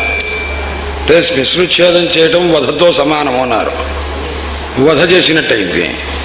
శత్రువులు జరాసంధాదులందరినీ కూడాను నిర్జించి రుక్మి అడ్డుకుంటే రుక్మిదాలకు శ్మశ్రుచ్ఛేదనం చేస్తే బలరాముల వారు స్పష్టంగా వధతుల్యమవుతుంది అని అన్నారు. వధ అని అన్నారు. కాబట్టి శత్రువుని జయించి వధ చేసినంత పని చేసి తీసుకుని వెళ్ళారు. కాబట్టి రాక్షస వివాహంలో స్పష్టంగా చెప్పున్నారు కదా. ముందు సుఖయోగేంద్ర చెప్పారు, మనం సమన్వయం చేసుకోవడంలో కదాచిన్ లోపస్యాత్ పరంతు శాస్త్రం భాగవతం పునః పునః పరిశీలనేయం శాస్త్రం సుచింతితం యద్యపి అథో పరిశీలనేయం శాస్త్రే కదాపి స్వాధీనత కస్యాపి న స్యాత్ తత్పదతః తత్ర విద్యమాన పదాన్ని సమ్యక్ పరిశీల్య సమన్వయ కార్య ఇది మే మతి.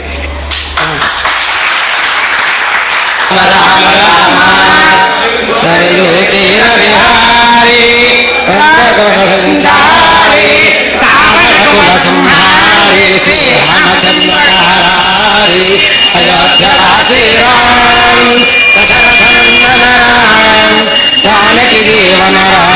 జయ జయ రామ రామ రామ గంగాతీర విహారీ బృందావన సంచారీ గోవర్ధన గిరిధారీ గోపాలకృష్ణ మురారీ అయోధ్యవాసీ రామ్ దశరథ నందన రామ్ జానకి జీవన రామ జయ జయ రామ రామ రామ గంగాతీర విహారీ దారుకవన సంచారీ త్రిపురాసుర సంహారీ శ్రీకాళకంఠపురారీ అయోధ్యవాసీ రామ్ దశరథ నందన రామ్ జానకి జీవన రామ జయ జయ రామ రామ రామ జయ జయ రామ రామ రామ జయ జయ రామ రామ రామ ధర్మస్య జయోస్తు ధర్మస్య నాశోస్తు ప్రాణశుద్ధావనాస్తు విశ్వస్య కళ్యాణమస్తు గోబ్రాహ్మణేభ్యః శుభం భవతు బ్రాహ్మణేభ్యః శుభం భవతు సమస్తాః సుఖినో భవంతు సమస్తాః సుఖినో భవంతు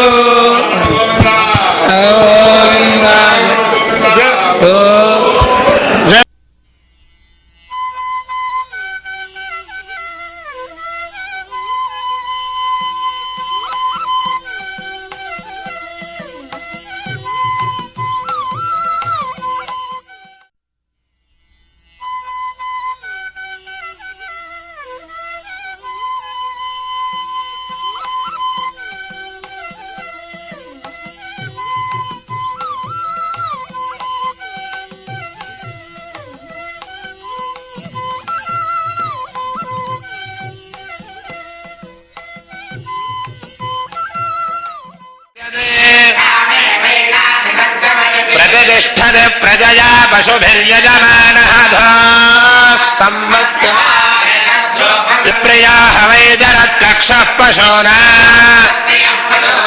గురుర్విష్ణు గురుర్దేవో మహేశ్వరః గురు సాక్షాత్ పరబ్రహ్మ తస్మై శ్రీకామకోటిపీఠ ప్రభవ శ్రీచంద్రశేఖర యతీంద్ర సర్వమత భక్త వందిత చరణాబ్జ జ్ఞానదాశ్చ విజయంతిశక్తిమకిల్మషం పరాశరాత్మజం వందే సుగతానందపౌర్ణమి. నిరోధలీల దశమస్కంధం. రుక్మిణీ కళ్యాణ పర్యంతం నిన్న ప్రవచనం యథాసంభవంగా జరిగింది. తర్వాత కృష్ణ పరమాత్మ జాంబవతిని సత్యభామను కూడా వివాహం చేసుకున్నారు. శమంతకోపాఖ్యానం అది కూడా జరిగింది. ఒక సందర్భంలో కృష్ణ పరమాత్మ పాండవుల్ని చూడాలని, ఎందుకంటే తన యందు మిక్కిలి భక్తి గలవారు, తనని నమ్ముకున్నవారు, అందుకోసమని ఇంద్రప్రస్థానికి వెళ్ళారు. తన వెంట కొంత పరివారాన్ని తీసుకుని వెళ్ళారు. 3 వివాహాలైనవి ఇప్పటికీ. అలా వచ్చిన పరమాత్మను చూచి కుంతి కుమారులందరూ కూడా పరమానంద భరితులై హఠాత్తుగా నిలబడి పోయిన ప్రాణాలు తిరిగి వస్తే ఎంత ఆనందపడతారో, ఆతృతపడతారో, పరమాత్మ యొక్క రాక చేత అంత ఆనందపడ్డారు. అనేక ప్రతిబంధకములన్నీ కూడా అంతకుముందు కౌరవుల ద్వారా లాక్ష గృహ దహనాదులు ఇవన్నీ కూడా కృష్ణ పరమాత్మ ఎప్పుడైతే వచ్చారో ఆయన్ని ఆలింగనం చేసుకున్నారు వాళ్ళంతా. పరమాత్మ యొక్క శరీర స్పర్శ మాత్రం చేత అంగసంగ హతైన సహా, పరమాత్మ యొక్క శరీరం యొక్క స్పర్శ చేత సమస్త పాపములు పోయిన వారై, ఆ కారణం చేత పరమాత్మ యొక్క మనోహరమైన చిరునవ్వును చూచి మిక్కిలి సంతోషించారు. కృష్ణ పరమాత్మ ధర్మరాజుకి భీమునికి ఇద్దరికి పాదాభివందనం చేశారు. అర్జునుని ఆలింగనం చేసుకున్నారు. నకుల సహదేవులు ఇద్దరినీ కూడాను నమస్కరించారు పరమాత్మకి, వారిని ఆశీర్వదించారు. అలా కూర్చొని అనేక రకములుగా వారిని చూచారు. కుంతీదేవి ఆ పరమాత్మ యొక్క పాదములకు నమస్కారం చేసుకుని అనేక రీతులుగా అనేక రకములైనటువంటి ఆనందాన్ని పొందేటువంటి స్థితిలో వాళ్ళు ఉన్నారు. ఒకానొక సందర్భంలో గాంధీవం తీసుకుని బయలుదేరి వెళుతున్నారు. కృష్ణ పరమాత్మ అర్జునుడు ఇద్దరూ కూడా. వారిద్దరూ కలిసి వేటాడుదామని కొంతకాలం వేటాడుతూ కృష్ణ పరమాత్మ అర్జునుడు ఇద్దరూ కూడాను వేటాడటానికి వెళుతూ ఉంటే మధ్యలో బాగా దప్పిక వేసి మంచినీళ్ళు తాగుదామని అనుకుంటూ ఉంటే ఇంత లోపల ఒక ఆడ మనిషి, ఒక స్త్రీ తిరుగుతూ యమునా నదీ తీరంలో తిరుగుతున్న ఒక స్త్రీ కనిపించింది. మహా సౌందర్యవతి ఆమె. అప్పుడు ఆమెను సమీపించి అడిగారు, పప్రచ్ఛ ప్రేషిత సఖ్య ఫాల్గుణ ప్రమదోత్తమ. కృష్ణ పరమాత్మ కనుక్కొని రమ్మన్నారు ఎవరామె అని. అంటే అప్పుడు తన యొక్క పరిస్థితి చెప్పింది. నేను ఫలానా అని చెప్పింది. అప్పుడు కాళింది చెప్పిన మాటలు, నేను సవితుర్దుహిత, సూర్యభగవాను యొక్క కూతుర్ని భర్తను కోరుకుంటున్నాను. ఎవరు అంటే విష్ణుమూర్తినే భర్తగా కోరుకుంటున్నటువంటి దాన్ని. అందుకోసం పరమాత్మని పతిగా పొందడానికి గొప్ప తపస్సు చేస్తున్నాను. పరమాత్మ కంటే వేరు వ్యక్తిని పతిగా నేను స్వీకరించను. కాబట్టి నా యొక్క భక్తికి పరమాత్మ సంతోషించి అనుగ్రహిస్తే బాగుంటుంది. నన్ను కాళింది అని అంటారు. యమునాచలంలో నేను నివసిస్తూ ఉంటాను. ఇప్పటిదాకా నాకు ఆ కృష్ణ పరమాత్మ దర్శనం కాదు, అంత మటుకు కూడా పరమాత్మనే ధ్యానం చేస్తుంటాను అని రకంగా అన్నారు. యదైవ కృష్ణ సందిష్ట పార్థానాం పరమాత్మతం కారయామాస నగరం విచిత్రం విశ్వకర్మణ. తర్వాత ఖాండవ దహనం మొదలైనవన్నీ కూడా జరిగినాయి.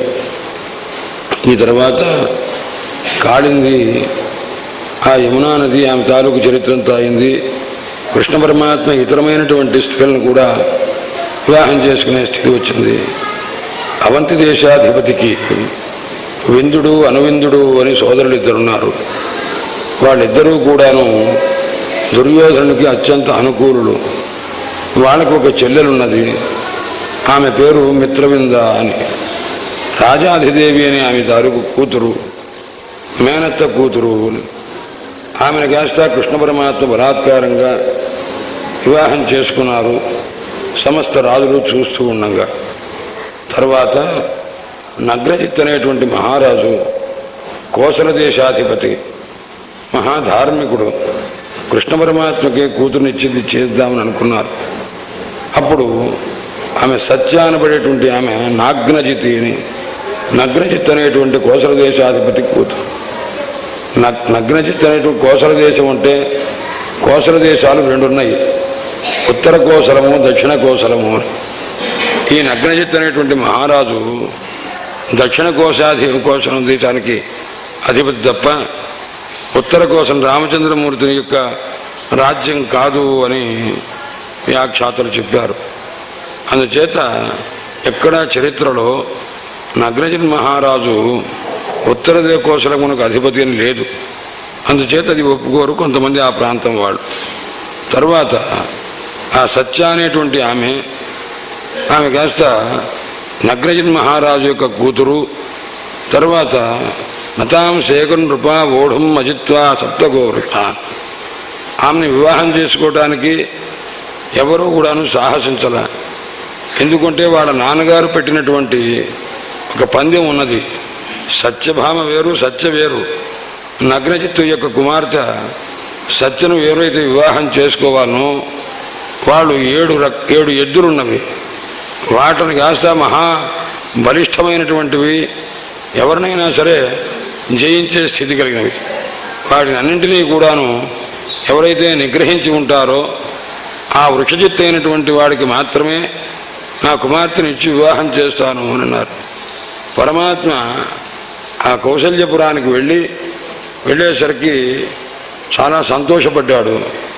ఆమెను చూచాడు. తర్వాత వాళ్ళందరూ కూడా అనుకున్నారు, అయినా నా కుమార్తెను వివాహం చేసుకోవలసింది, అయితే నేను పెట్టినటువంటి పందాన్ని కూడా నీవు అంగీకరించవలసింది అన్నారు. ఎందుకంటే యత్మాద పంకజ రజ శిరసా బిభర్తి శ్రీ అబ్జజ సగిరిశ సహ లోకపాలై లీలాతనూ స్వకృత సేతు పరీప్సయేష కాలే దధత్స భగవాన్ మమ కేన దుష్యేత్. స్వామి, ఏ నీ పాదపద్మముల యొక్క రేణువుల్ని లక్ష్మీదేవి, బ్రహ్మదేవుడు, ఈశ్వరుడు మొదలైన వారంతా దిక్పాలకులతో సహా శిరస్సును ధరించి కృతకృత్యులవుతారో అలాంటి భగవంతుడు నాకు ఏ రకంగా ప్రసన్నుడవుతాడో కదా అని చెప్పి సంతోషించి ఆయన నారాయణ జగత్వతే ఆత్మానందేన పూర్ణస్య కరవాణికి మల్పక అని ప్రార్థన చేశాడు. అప్పుడు పరమాత్మ ఆ రాజు యొక్క ప్రార్థనకు సంతోషించి, నగ్నజిన్ మహారాజును సంతోషించి, నాయన సంతోషం నువ్వు చెప్పిన మాట బాగా ఉంది, తథాపి యాచే తవ సౌహృదేచ్ఛయ కన్యాం త్వదీయాం. నాయన నేనే నిన్ను అడుగుదామని వచ్చానయ్యా, నీ కుమార్తెను నాకు ఇచ్చి వివాహం చేయవలసింది. మేము ఎదురు కట్నం ఆమెకి ఇవ్వలేము, నీ శుల్కతా భయం. మేము నీ కుమార్తెను చేసుకోవడానికి నేను వచ్చినప్పుడు ఏమిస్తారు నీవు అడిగితే మేము పెద్దగా ఇచ్చేవాళ్ళం కాదు అని పరమాత్మ పరిహాసాన అని అప్పుడు అతను పెట్టినటువంటి పణంగా ఏదైతే పెట్టాడో దాన్ని కాస్త సప్తైతే గౌరుషా వీర, ఈ 7 వృషభములను కూడాను జయించవలసిన దుర్దాంత, అవి చాలా కఠినమైనవి, తీక్ష్ణమైనవి, ఏ మాట వినదు. అంటే అప్పుడు పరమాత్మ ఆత్మానం సప్తధా కృత్వ తన రూపాన్ని 7 రూపాలుగా తయారు చేసి 7 వృషభాల్ని కూడా ఒక్కసారి పట్టుకొని న్యగృహ్ణాన్ లీలయైవత అన్న దానికి అసలు నిగ్రహించారు. అప్పుడు ఏ రకంగా నిగ్రహించారయ్యా అంటే, ఒక పసిపిల్లవాడు 7 బొమ్మల్ని గట్టిగా పట్టుకొని తాడుతో కట్టివేసిన రీతిగా కృష్ణ పరమాత్మ ఆ వృషభముని కాస్తాను జయించి వృషజిత్ అయ్యాడు. దదౌ కృష్ణాయ విస్మిత. తర్వాత కూతుర్ని కృష్ణ పరమాత్మకి ఇచ్చి నమస్కారం చేసి పరమానంద భరితుడై ఉన్నాడు. ఇక మిగతా వాళ్ళందరూ కూడాను అనేక మంది ఆ నగ్నజిత్తులకు భార్యలు వాళ్ళంతా కూడా చాలా సంతోషించారు. అప్పుడు ఆమెకు వెడుతూ అరణం పంపించారు. కృష్ణ పరమాత్మ యొక్క భార్యల్లో పుట్టింటి నుంచి బాగా డబ్బు తెచ్చుకొచ్చినటువంటి మనిషి ఈమె మాత్రమే. ఈమె తీసుకొచ్చినంత సంపద ఇంకా ఎవరు తీసుకురాలా. ఏం తీసుకొచ్చారయ్యా అని అంటే చెప్తున్నారు, దశధేను సహస్రాన్ని 10,000 ఆవుల్ని తీసుకుని పంపించారట. పారిబరహ మదాదిభు యువతీనాం 3,000 3,000 మంది యువతుల్ని నిష్కగ్రీవ సువాసస గొప్ప ఆభరణములు కలిగినటువంటి వాడు, సంపద కలిగినటువంటి ఆడవాళ్ళని 9,000 ఏనుగులు, వీటికి మళ్ళా 100 రెట్లు రథాలు, ఆ రథాలకు 100 రెట్లు అశ్వములు, అశ్వాలకి 100 రెట్లుగా భటుల్ని, ఆ రకంగా ఇంత సంపద ఇచ్చి పంపించారు. అందుచేత ఇది దంపతి రథమారోప్య మహత్య సేనయా వృతవు. గొప్ప రీతిగా ఆమెను కాస్త ఆ రకంగా పంపించారు. ఆ తర్వాత శృతకీర్తి అనేటువంటి ఆ పితృశ్వసు సుత మేనత్త కూతురు శృతకీర్తి అనేటువంటి ఆమె కుమార్తె భద్ర అనేటువంటి ఆమెను కాస్త వివాహం చేసుకున్నారు పరమాత్మ. ఆ తర్వాత మద్రాధిపతి అయినటువంటి ఆయన రాజుగారి యొక్క కూతురు లక్ష్మణ అనేటువంటి ఆమెను కాస్త వివాహం చేసుకున్నారు. ఇలాగా స్వయంవరే జహారైక, స్వయంవరంలో ఆమెని అపహరించి, ఎందుకంటే పరమాత్మ ఎందే లగ్నమైన మనస్సు కలిగినటువంటి ఆమెను సుపర్ణుడు ఏ విధంగా గరుత్మంతుడు అమృతాన్ని తీసుకున్నారో ఆ రకంగా నాయన పరీక్షన్ మహారాజా, పరమాత్మ ఈ విధంగా అష్టమహిషి ఉద్వాహము 8 మందిని కూడా వివాహం చేసుకొని దివ్యమైనటువంటి రీతిగా ఉన్నారు. తరువాత 16,000 మందిని వివాహం చేసుకుంటారు. భౌమాసురుణ్ణి సంహారం చేసి అతను దాచిపెట్టినటువంటి 16,000 మందిని కూడా ఆ కథ ఏమిటో చెప్పవలసింది అంటే పరీక్షన్ మహారాజు అడిగగా సుఖయోగేంద్రుల వారు, నాయన, ఈ భౌమాసుడు అనేటువంటి వాడు అనేక రకములైనటువంటి పరాక్రమాలు కలిగి ఉండడం చేత అతను ఒక ప్రతిజ్ఞ పెట్టుకున్నాడు. 1,00,000 మంది స్త్రీలను అపహరించి ఒకేసారి వివాహం చేసుకోవాలి అని కాంక్ష. అందుకోసం ఎక్కడైతే అవివాహితులుగా ఉన్నటువంటి స్త్రీలు ఉన్నారో వాళ్ళందరినీ తీసుకొచ్చి అపహరించి ఉంచుతుండేవాడు. అతను ఇంద్రుని తాలూకు వైభవాన్ని అన్నింటినీ కూడాను జయించి దాన్ని స్వాధీనం చేసుకున్నటువంటి వాడు. ఒకప్పుడు ఇంద్రుడు పరమాత్మకు విన్నవించుకున్నాడు, స్వామి, మా వైభవాన్ని మొత్తం కూడా స్వాధీనం చేసుకున్నాడు భౌమాసురుడు, ప్రాగ్జ్యోతిషాధిపతి అని అనేసరికి పరమాత్మ యుద్ధానికి భార్య సత్యభామతో కలిసి యుద్ధానికి వెళ్ళారు. ఆ తర్వాత అతన్ని సంహారం చేసి నరకస్య శిరోహరి అపాహరద్గజస్థస్య చక్రేణ క్షురణేమిన. పరమాత్మ ఏం చేశారు, తీవ్రమైనటువంటి అంచులు కలిగిన తన చక్రం చేత అతని తాలూకు శిరస్సును శరీరం నుంచి వేరు చేశారు.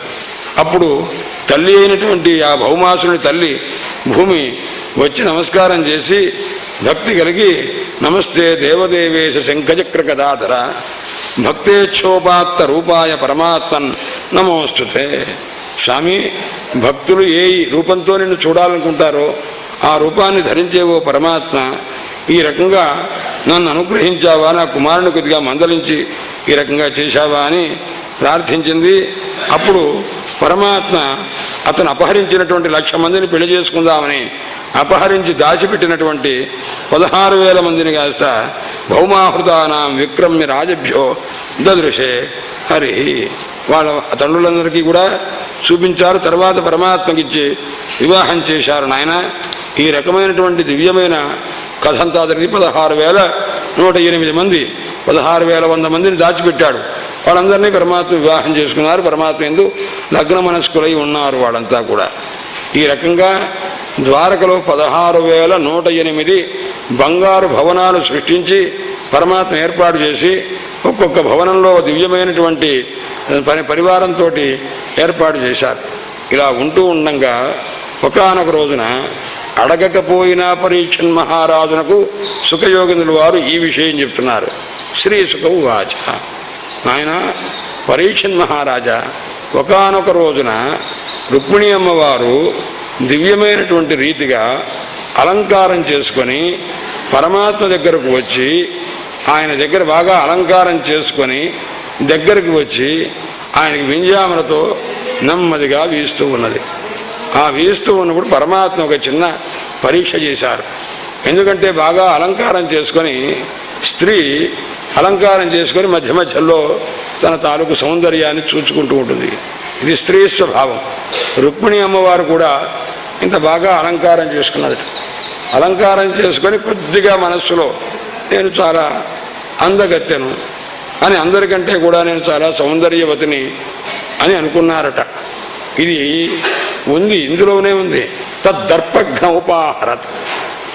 రుక్మిణీదేవి యొక్క దర్పాన్ని పోగొట్టడానికి పరమాత్మ చేశారు ఈ పని అని అంటారన్నమాట. అందుచేత ఇక్కడ కొద్దిగా మనస్సులో ఆ రకమైనటువంటి భావన కలిగింది. కలిగి ఉపదస్థే సుఖమాసీనం, భర్త దగ్గరికి వచ్చింది. సాక్షాత్తు లోకాధిపతి ఆయన దగ్గరికి వచ్చి కొణయంతి వచ్చేటప్పుడు కొద్దిగా మృదువుగా మణినూపురాభ్య, ఆ దివ్యమైనటువంటి ఆ గజ్జలు కాస్త కొద్దిగా చప్పుడవుతూ ఉంటే దాన్ని కాస్త అట్లా ధరించి వస్తున్నదనమాట. స్త్రీలు ధరించే ఆభరణాలు మన బ్రతుకుని ఎలా ఉండాలో చెప్తవిట. ఆయన ముఖరం నూపురం పాదే. అతిగా మాట్లాడేవాడికి ఎవరు గౌరవం ఇవ్వర్రా. ధ్వని చేసే నూపురమును కాళ్లకు పెట్టుకున్నారు, హారం ధ్వని చేయదు, కంఠాన పెట్టుకున్నారు. కాబట్టి బహుభాషితత్వం పనికిరాదు, స్వల్పంగా మాట్లాడుతూ కాలక్షేపం చెయ్యండి. ఇది స్త్రీ ఆభరణ ధారణలోనే ఆ ప్రవృత్తి తెలుస్తున్నది సుమా అన్నారు. ఇంతకీ రుక్మిణి అమ్మవారు ఆ నూపురమును ధరించి ఆ మణిమయమైనటువంటి ఆ కంకణములవి ధ్వని చేస్తుంటే నెమ్మదిగా వచ్చి పరమాత్మ దగ్గరికి వచ్చి తాం రూపిణీం శ్రియం అనన్యగతిం నిరీక్ష్య, ఆమె రాక ఆమె ఆ రావటంలో కొద్దిగా సౌందర్య అభిమానంతో వచ్చి ఈ రకంగా వస్తూ ఉంటే ధృతతనోరనురూప రూప ప్రీత సంతోషించారు. పరమాత్మ అనుగ్రహించి వక్త్రోల్లసత స్మిత సుధాం హరిరాభ భాషే పరమాత్మ ఒక మాట మాట్లాడారట. రాజపుత్రి చూడండి, ఏదో రుక్మిణి అని పిలవడం కాదు, ఓ రాజకుమార్తె, నేను అదే యాదవుణ్ణి, నన్ను పొరపాటును తొందరపడి పెళ్లి చేసుకున్నావేమో, నన్ను పెళ్లి చేసుకోకుండా ఉంటే బాగుంటుందేమో, ఆ శిశుపాడు దగ్గరే ఉండవలసింది, నువ్వు ఆయన వివాహం చేసుకొని అక్కడే ఉండవలసింది సుమా, పొరపాటు చేశావు నువ్వు. దత్త భ్రాత్ర సపిత్రాజ కస్మాన్నో పౌరుషే అసమాన్, నువ్వు నన్నెందుకు అనవసరంగా వివాహం చేసుకున్నావు? నల్లగా ఉంటానే, పెద్దగా బాగా ఉండనే ఆ బ్రాహ్మణి ఇచ్చి ఒక ఉత్తరం ఇచ్చి మరి సందేశం ఇచ్చి పంపించావే, పొరపాటు చేశావేమో, ఇప్పటికైనా మించిపోయింది లేదు అని కూడా అన్నారు. అస్పృష్టవర్త్మనా పుంసాం అలోకపథమీషాం ఆశ్రితా పదవీం శుభ్రో ప్రాయస్సీదంతి యోషిత. ఈ రకంగా అస్పృష్టమైన గతి కలిగిన వాళ్ళు, అస్పష్టమైనటువంటి గతి అంటే పరమాత్మ ఎప్పుడు ఏం చేస్తారో ఆమెకు తెలియదు. అందుచేత అస్పష్టవర్త్మన, ఎవరి ఆయన పరమాత్మ యొక్క మార్గం ఎలా ఉంటుందో నా మార్గం నీకు తెలియదు, అలాంటి వాళ్ళతో సంసారం చేయడం కూడా కష్టమే అని చెప్పి అని నిష్కించనా వయం, మాకు ఏమీ లేదు, సంపన్నులం కాదు, ఇంతేకాదు నేను ఏమీ లేనివాడంటేనే ఇష్టపడుతుంటాను. నిష్కించన వయం, నిష్కించన జనప్రియ, నిష్కించనులైనటువంటి జనులంటే నాకు ఇష్టం. నిష్కించనుడు అంటే తపస్సులు, వాళ్ళ ఎందు ఇష్టం కలిగిన వాడిని. నాకేమీ లేదు, ఎవరైతే ఏమీ కోరుకోకుండా వైరాగ్య సంపత్తి కలిగి ఉంటారో వాళ్ళంటేనే ఇష్టపడుతుంటాను. తస్మాత్ రాయేణ హ్యాఢ్య మాం భజంతి సుమధ్యమే, నేను లేని వాళ్ళంటే ఇష్టపడతాను కాబట్టి సంపన్నులు నన్ను కొద్దిగా దూరంగా పెడతారు. నేను డబ్బు వాడిన వాళ్ళంటే ఇతనికి ఇష్టం లేదు కాబట్టి ఆయనతో స్నేహం చేసింది ఏమింది అని నన్ను డబ్బున వాళ్ళంతా దూరంగా పెడతారు. ఓ రుక్మిణి, కాబట్టి ఈ రకమైన స్థితిలో నేను అనుకోవటం భగవంతుడు మనకు పెద్ద అనురూపమైనటువంటి దాంపత్యం అని నేను అనుకోవట్లేదు. కాబట్టి ఉదాసీనా వయం నూనం నస్త్యపత్యర్థ అపత్యార్థ కాముక. వాస్తవంగా నాకు పెద్ద అనురాగము అంత లాంపట్యం అనేటువంటిది లేదు. స్త్రీ అపత్య అర్థకాముకా నవయం, భార్య పిల్లలు డబ్బు ఆ రకంగా ఉండాలి అలాంటి కాంక్ష పెద్దగా ఉన్నవాడిని కాదు, ఉదాసీనుణ్ణి నేను. అందువల్ల ఆత్మలబ్ధ్యాస్మహే, ఆత్మానందం చేతనే సుఖంగా ఉండేటువంటి వాళ్ళము. కాబట్టి మీ ఈ రకంగా ఉంది పరిస్థితి, నువ్వు కొద్దిగా ఆలోచించుకుంటే మంచిదేమో అని పరమాత్మ అన్నారు. అనేసరికి వెంటనే పాపం ఏతావదుక్త్వా భగవాన్, పరమాత్మ ఈ మాత్రం చెప్పి మన్యమానాం అవిశ్లేషాత్ వల్లభామి, చూడండి స్పష్టంగా రుక్మిణీ పరీక్ష ఇక్కడ చేసింది. వల్లభామివ మన్యమానాం, నేను అందరికంటే కూడా పరమాత్మకు ఇష్టకరమైన దానిని, ఆయనకి నేనంటేనే పెద్ద ఇష్టము అని ఉంటూ ఉంటే, మన్యమానాం తలుచుకుంటుంటే తద్దర్పగ్రహ, ఆ దర్పాన్ని పోగొట్టాలని పరమాత్మ ఈ మాటలన్నీ చెప్పారు సుమా. లేకపోతే నువ్వు నన్ను ఎందుకు పెళ్లి చేసుకున్నావు, నువ్వు శిశుపాలుని కాస్త చేసుకుంటే మంచిది, అక్కడికి వెళ్ళు, ఇప్పటికైనా మించిపోయింది లేదు అనే రీతిగా ఎందుకంటారు పరమాత్మ. తద్దర్పగ్రహ, ఆ దర్పాన్ని పోగొట్టడం కొరకు ఈ రకంగా చెప్పారట. అదంతా విని ఆమె గజ గజ గజ గజ వణికిపోయింది. భీత హృది జాతవేపథో చింతాం దురంతాం రుదతి జగామ. వెంటనే ఆమె కాస్త దుఃఖపడిపోయింది, పరమాత్మ యొక్క పాదాలు పట్టుకుంది. పర్యంకాదవరుహ్య, ఆ తర్వాత వచ్చి స్వామి అని దుఃఖపడుతూ ఉంటే దేహశ్చ విక్లవధియ సహసైవ ముఖ్యం బ్రహ్మేవ వాయు విహత, పరమాత్మ పాదాలు పట్టుకుంది. గట్టి పెనుగాలికి అరటి చెట్టు కనుక ఠక్కున కింద పడిపోతే ఎలా పడుతుందో ఆ రకంగా వచ్చి పరమాత్మ పాదాలు పట్టుకుని, అంటే ఆ రకమైన భావన పరమాత్మ కలిగించే స్థితి తను తెచ్చుకుంది కదా. అహంకారంతో ఉంది, రూపాహంకారంతో అనేటువంటి భావన. అందుచేత ఆ భావన పరమాత్మకు రాకుండా చేయవలసినటువంటి కర్తవ్యం తనది. అలా చేయలేదే అనుకొని పరమాత్మ పాదాలు పట్టుకోగానే వెంటనే ఆయన కాస్త కూర్చున్నటువంటి ఆ మంచం పర్యంకమించి లేచి ఆమెను పట్టుకున్నట్ట. పట్టుకునేటప్పుడు ఎలాగా, 2 చేతులతో పట్టుకోవాలా, 4 చేతులతో పట్టుకున్నట్ట. చతుర్భుజ, ఎందుకంటే ఆదరాతిశయం. అరే రే ఒక్కసారి మాట అనగానే ఇంత కృంగిపోయిందే అని చెప్పి పర్యంకాత్ అవరుహ్యాసు తాముత్థాప్య చతుర్భుజ, 2 చేతులతో పట్టుకొని లేపవచ్చు భార్యని, కానీ ఆదరాతిశయం పెరిగిపోయి 2 చేతులతో కాదు 4 చేతులతో ఆమెను ఆదరించాలి, ఆ రకంగా ఆమె తాలూకు వ్యధను పోగొట్టాలి అని చెప్పి ఆ జుట్టును కాస్త ఒకసారి అలా స్పృశించి ఆమె ముఖాన్ని కాస్త కళ్ళనీళ్ళుంటే దాన్ని దివ్యమైనటువంటి తమ హస్తం చేత పద్మపాణి చేత ఆమె కాస్త కొద్దిగా తుడిచి దగ్గరికి తీసుకొని అప్పుడు మామ వైదర్భి అసూయేత, నా మీద కోపం తెచ్చుకోక రుక్మిణి, ఎందుకంటే నీవు నాయందే ప్రేమ కలిగిందానన్న విషయం నాకు తెలుసు, కానీ నీ మాటలు అసలు మాట్లాడట్లేదు ఇప్పటిదాకా, నాతో పెళ్ళైన తర్వాత పెద్దగా మాట్లాడింది లేదు. ఆయన అందుచేత నీ తాలూకు విషయం ఏమిటి, నువ్వు ఏం మాట్లాడతావు, నీ మాట ఏదో తెలుసుకుందామని ఇలా నిన్ను మాట్లాడిస్తున్నాను తప్ప ఇంతకంటే ఏం లేదు. ఏమిటంటే అయం హి పరమోలాభో గృహేషు గృహమేధినాం అంటే చూడండి, నువ్వు ఇలా అహంకారపడ్డావని కూడా పరమాత్మ చెప్పలా, ఆమెకి అర్థమైపోయింది. ఓహో ఈ రకంగా అన్నారంటే ఎక్కడో చిన్న తేడా లేకపోతే ఇందుకు ఎలా ఉంటానని చెప్పి నిర్మై నేయతే యామ.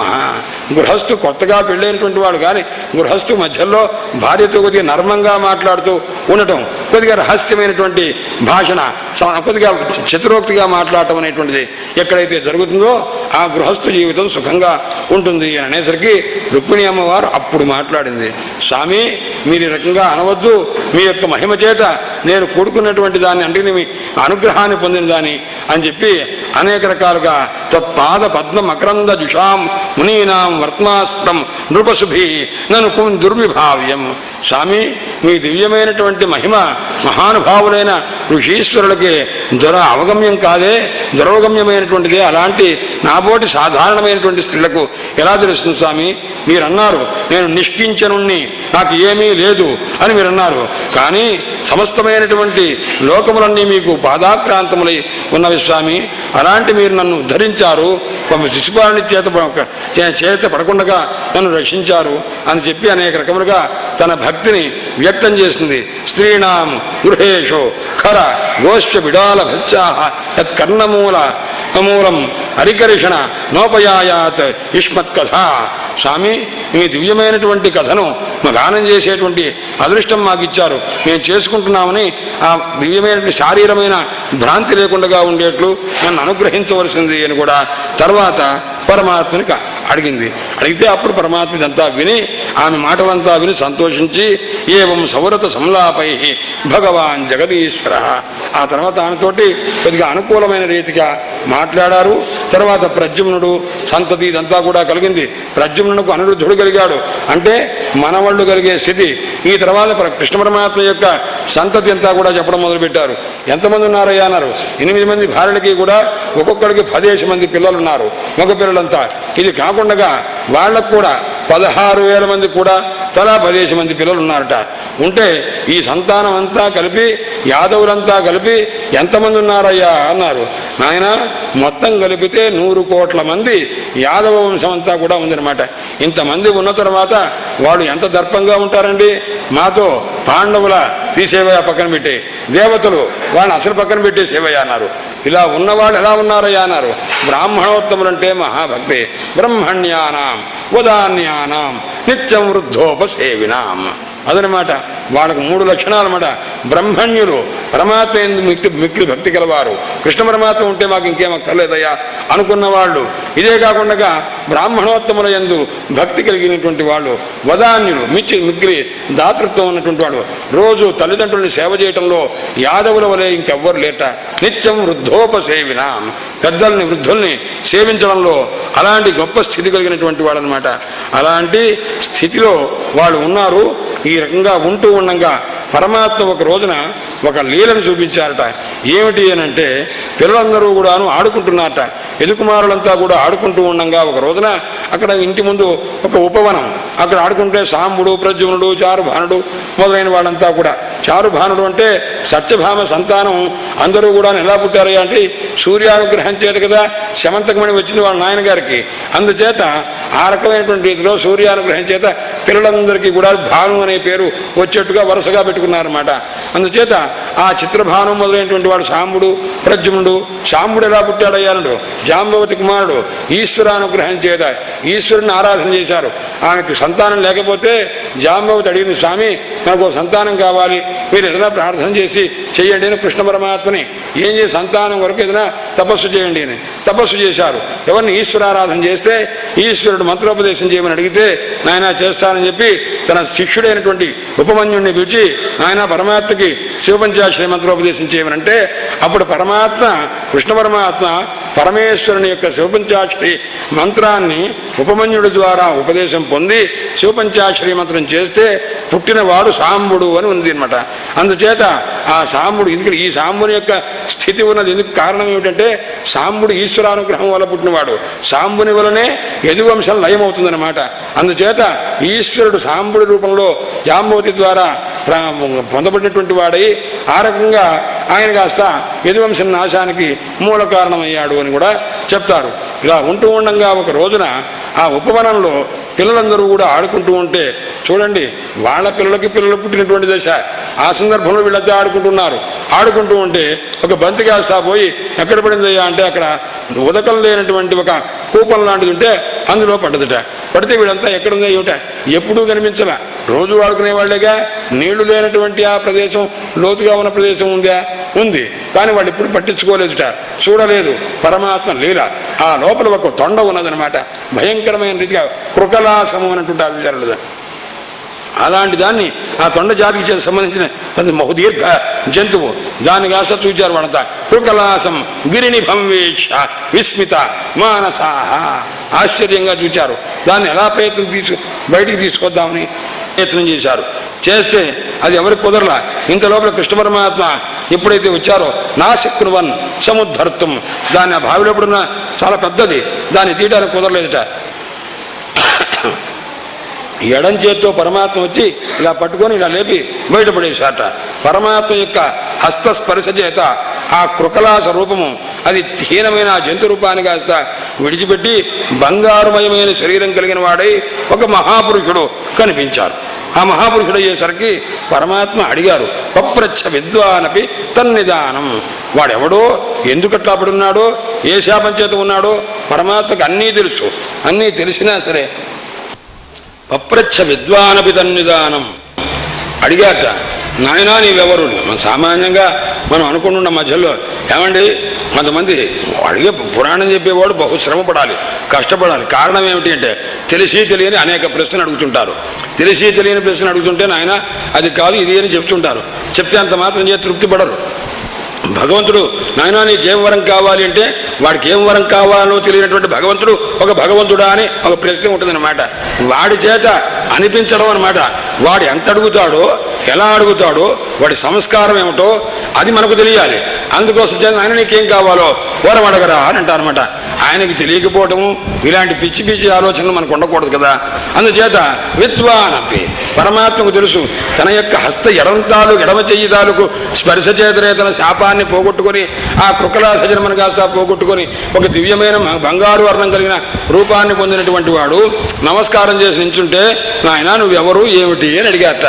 ఎందుకంటే అక్కడి పిల్లలంతా నించొని ఉన్నారు, ఆశ్చర్యంగా చూస్తున్నారు. వీళ్ళకి ఒక ధర్మం చెప్పాలి, ఎవరిని ఎలా చూడాలో చూపించాలన్నమాట. విద్వానపి తన్నిదానం జనేషు విఖ్యాపయితం ముకుంద. చిరునవ్వు నవ్వారన్నమాట.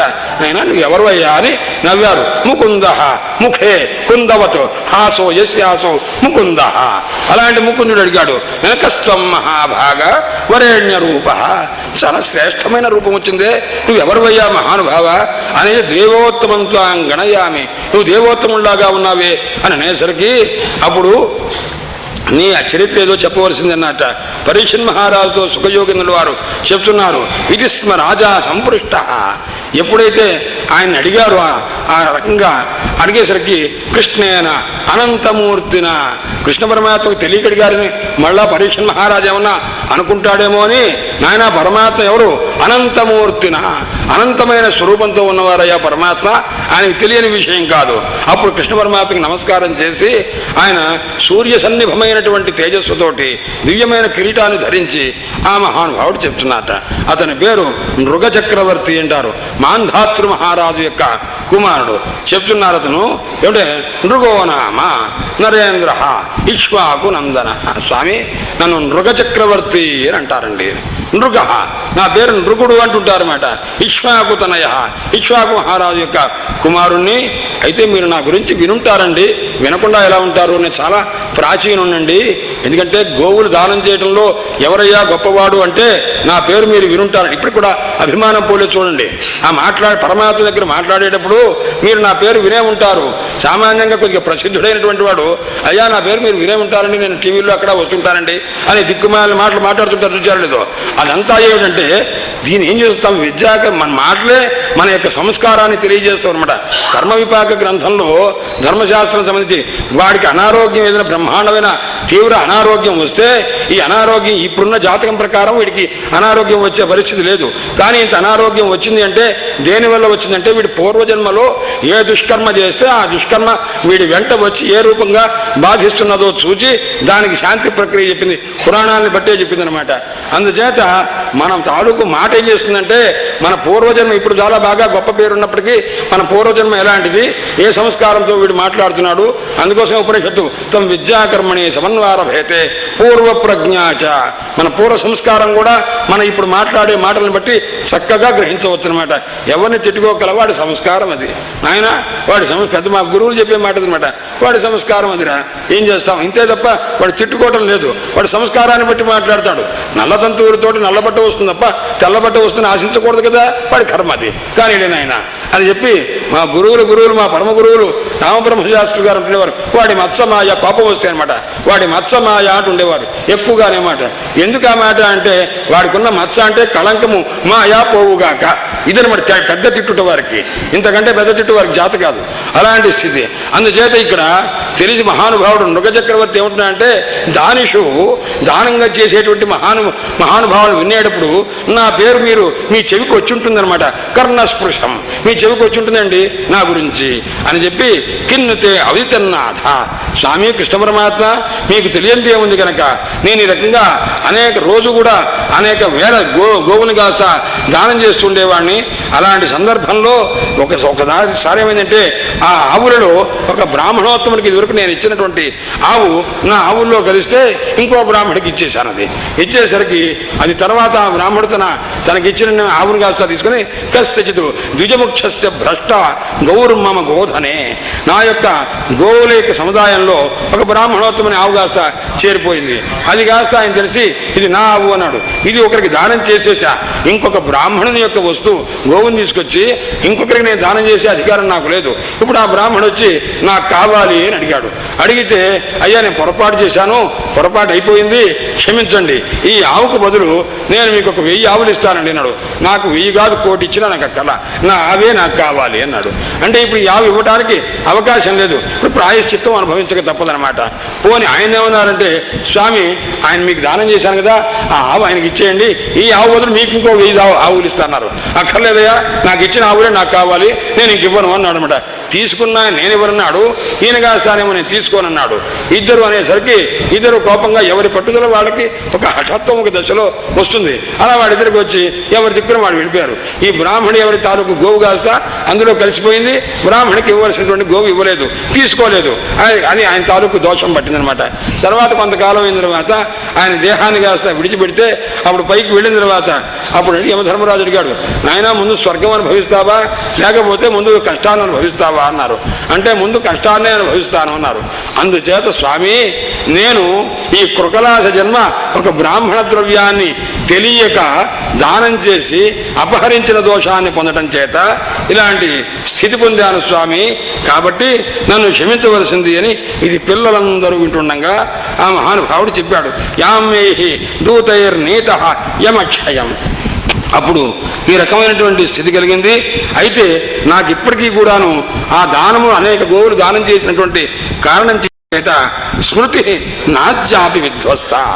పూర్వజన్మలు నేను ఈ కృకలాస జన్మ ఎత్తి ఉన్నప్పటికీ కూడాను నేను ఆ రకమైనటువంటి సంస్కారం పోలా గుర్తుంది. ఓహో నేను ఏం పాపం చేశాను ఏమిటో అంతా కానీ గుర్తుంది స్వామి, ఇది పరిస్థితి అని కృష్ణ పరమాత్మకు కృష్ణాయ దేవాయ యోగానాం వాసుదేవాయ యోగానాం పతయే నమః అని నమస్కారం చేశారు.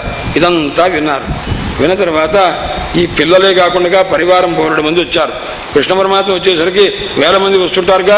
సామాన్యంగా రాజాసౌ గచ్చతి ఇత్యుక్తే సపరివారస్య రాజ్ఞో గమనముక్తం భవతి తద్వతిని భగవత్పాదులు వారు రాజుగారు వచ్చారు అంటే ఒట్టి రాజుగారు రారు, అనేక 1000 మంది వెనకాల వచ్చేస్తుంటారన్నమాట. ఆ రకంగా పరమాత్మ ఏం చేశారు? ఇంతమంది ఉంటుండగా కృష్ణ పరిజనం ప్రాహ భగవాన్ దేవకీ సుత. కృష్ణ పరమాత్మ మొత్తం పరివారం అంతా వింటూ ఉండగా చెప్పారు, నాయన బ్రహ్మణ్యదేవో ధర్మాత్మ రాజన్యాన్ అనుశిక్షయన్. రాజకుమారుల్ని అనేక మందిని శిక్షిస్తూ ఏమిటయ్యా అంటే దుర్జరం వత బ్రహ్మస్వం. నాయన బ్రాహ్మణోత్తముని యొక్క ఆ ఇదిందే ఆ ధనము, దాన్ని మాత్రం పొరపాటు కూడా తీసుకోకూడదు సుమా అని చెప్పి అగ్నే మనాగపి. ఎలాంటిదయ్యా అన్నాడు. ఆ అగ్నికి భోజనం చేస్తే ఏ రకంగా దహిస్తుందో ఆ రకంగా ఉంటుందా. నేను విషాన్ని గొప్పగా అనుకోనయ్యా, కానీ బ్రహ్మస్వం హి విషం. విషానికి ప్రతిక్రియ ఉంది, బ్రహ్మస్వాపహారమునకు ప్రతిక్రియ లేనే లేదు. కాబట్టి హినస్తి విషమత్తారం. తిన్నవాడిని మాత్రమే చంపేది విషము. కాబట్టి ఇది మాత్రం ఆ బ్రహ్మస్వం దురనుజ్ఞాతం భుక్తం హంతి త్రిపూరుషం.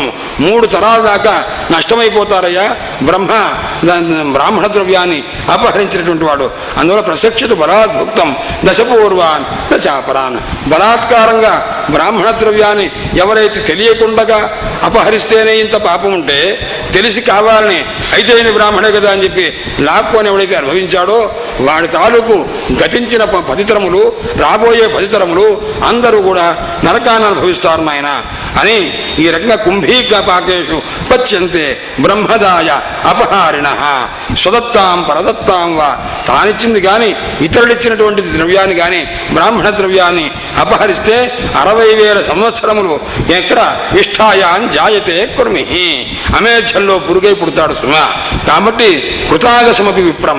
ఒకవేళ ఆ బ్రాహ్మణోత్తముడు పొరపాటు చేసినా కానీ ఎవరైనా ద్రోహం చేయవద్దు నాయనా అని చెప్పి ఆయన శపించిన, తిట్టినా, కొట్టినా సహించి ఉండండి అయ్యా అని చెప్పి తన కుమారులకు, పరివారమునకు, రాజన్యులకు, మన మానవాళ్ళందరికీ కూడాను ఉపదేశం చేశారట. ఈ రకంగా చేసి పరమాత్మ అనేక ధర్మాలన్నింటినీ కూడాను అనుగ్రహిస్తూ ఉండేవారు. ఆ తర్వాత ఒకానొక సందర్భంలో పౌండ్రక వాసుదేవుడు అని వాడున్నాడు. ఆ పౌండ్రక వాసుదేవుడు ఏం చేశాడంటే వాసుదేవోహమిత్యజ్ఞ పేరు పెట్టుకున్నారు. కొంతమంది ఇప్పుడు కూడా పేరు పెట్టుకుంటారు. ఒక పేరు పెట్టుకొని దాని ముందు 2 అక్షరాలు ఎక్కువ పెట్టుకొని మేము అంతకంటే గొప్పవాళ్ళమయ్యా అని చెప్పేటువంటి మహనీయులు కూడా తయారయ్యారు. దీనివల్ల ఏమిటయ్యా అన్నాడు, కలి ప్రభావం తప్ప ఏ ప్రభావము కాదు. నేను పౌండ్రక వాసుదేవుడు అంటే పౌండ్రక దేశంలో ఉండేటువంటి వాసుదేవుడు. నేనయ్యా వాసుదేవుడిని ఒకరిని పంపించారు పరమాత్మ దగ్గరికి. ఏమనంటే, నువ్వు వాసుదేవుడు అని పేరు పెట్టుకున్నావుట, నా పేరు నువ్వు పెట్టుకున్నావుట, ముందు నువ్వు పేరు నువ్వు తీసేసుకుంటే సరి బతికిపోతావు, లేకపోతే లేదు అన్నారు. వాడిని కాస్త పరమాత్మ సంహారం చేశారు, పెద్దగా ఏమీ చేయలేదు. అందుచేత ఈ రకంగా ఉత్సచ్చే మూఢ చిహ్నాన్ని అథాహ పౌండ్రకం శౌరి భో పౌండ్రక యద్భవాన్.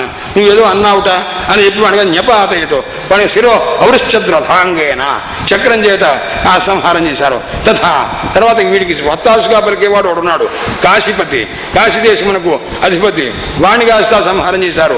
వాడిని కాదు యుద్ధం చేసి నేను కాస్త వస్తాను కృష్ణ పరమాత్మతో యుద్ధం చేస్తా, నా మిత్రుడు వాసుదేవు పౌండ్రక వాసుదేవుని చంపుతాడా అని చెప్పి బయలుదేరాట. బయలుదేరి అక్కడికి వెళ్ళేసరికి వాళ్ళ భార్యలంతా కూడాను భర్త కృష్ణ పరమాత్మను జయించి వస్తారేమో అని కాశీపురంలో ఉన్నట్ట.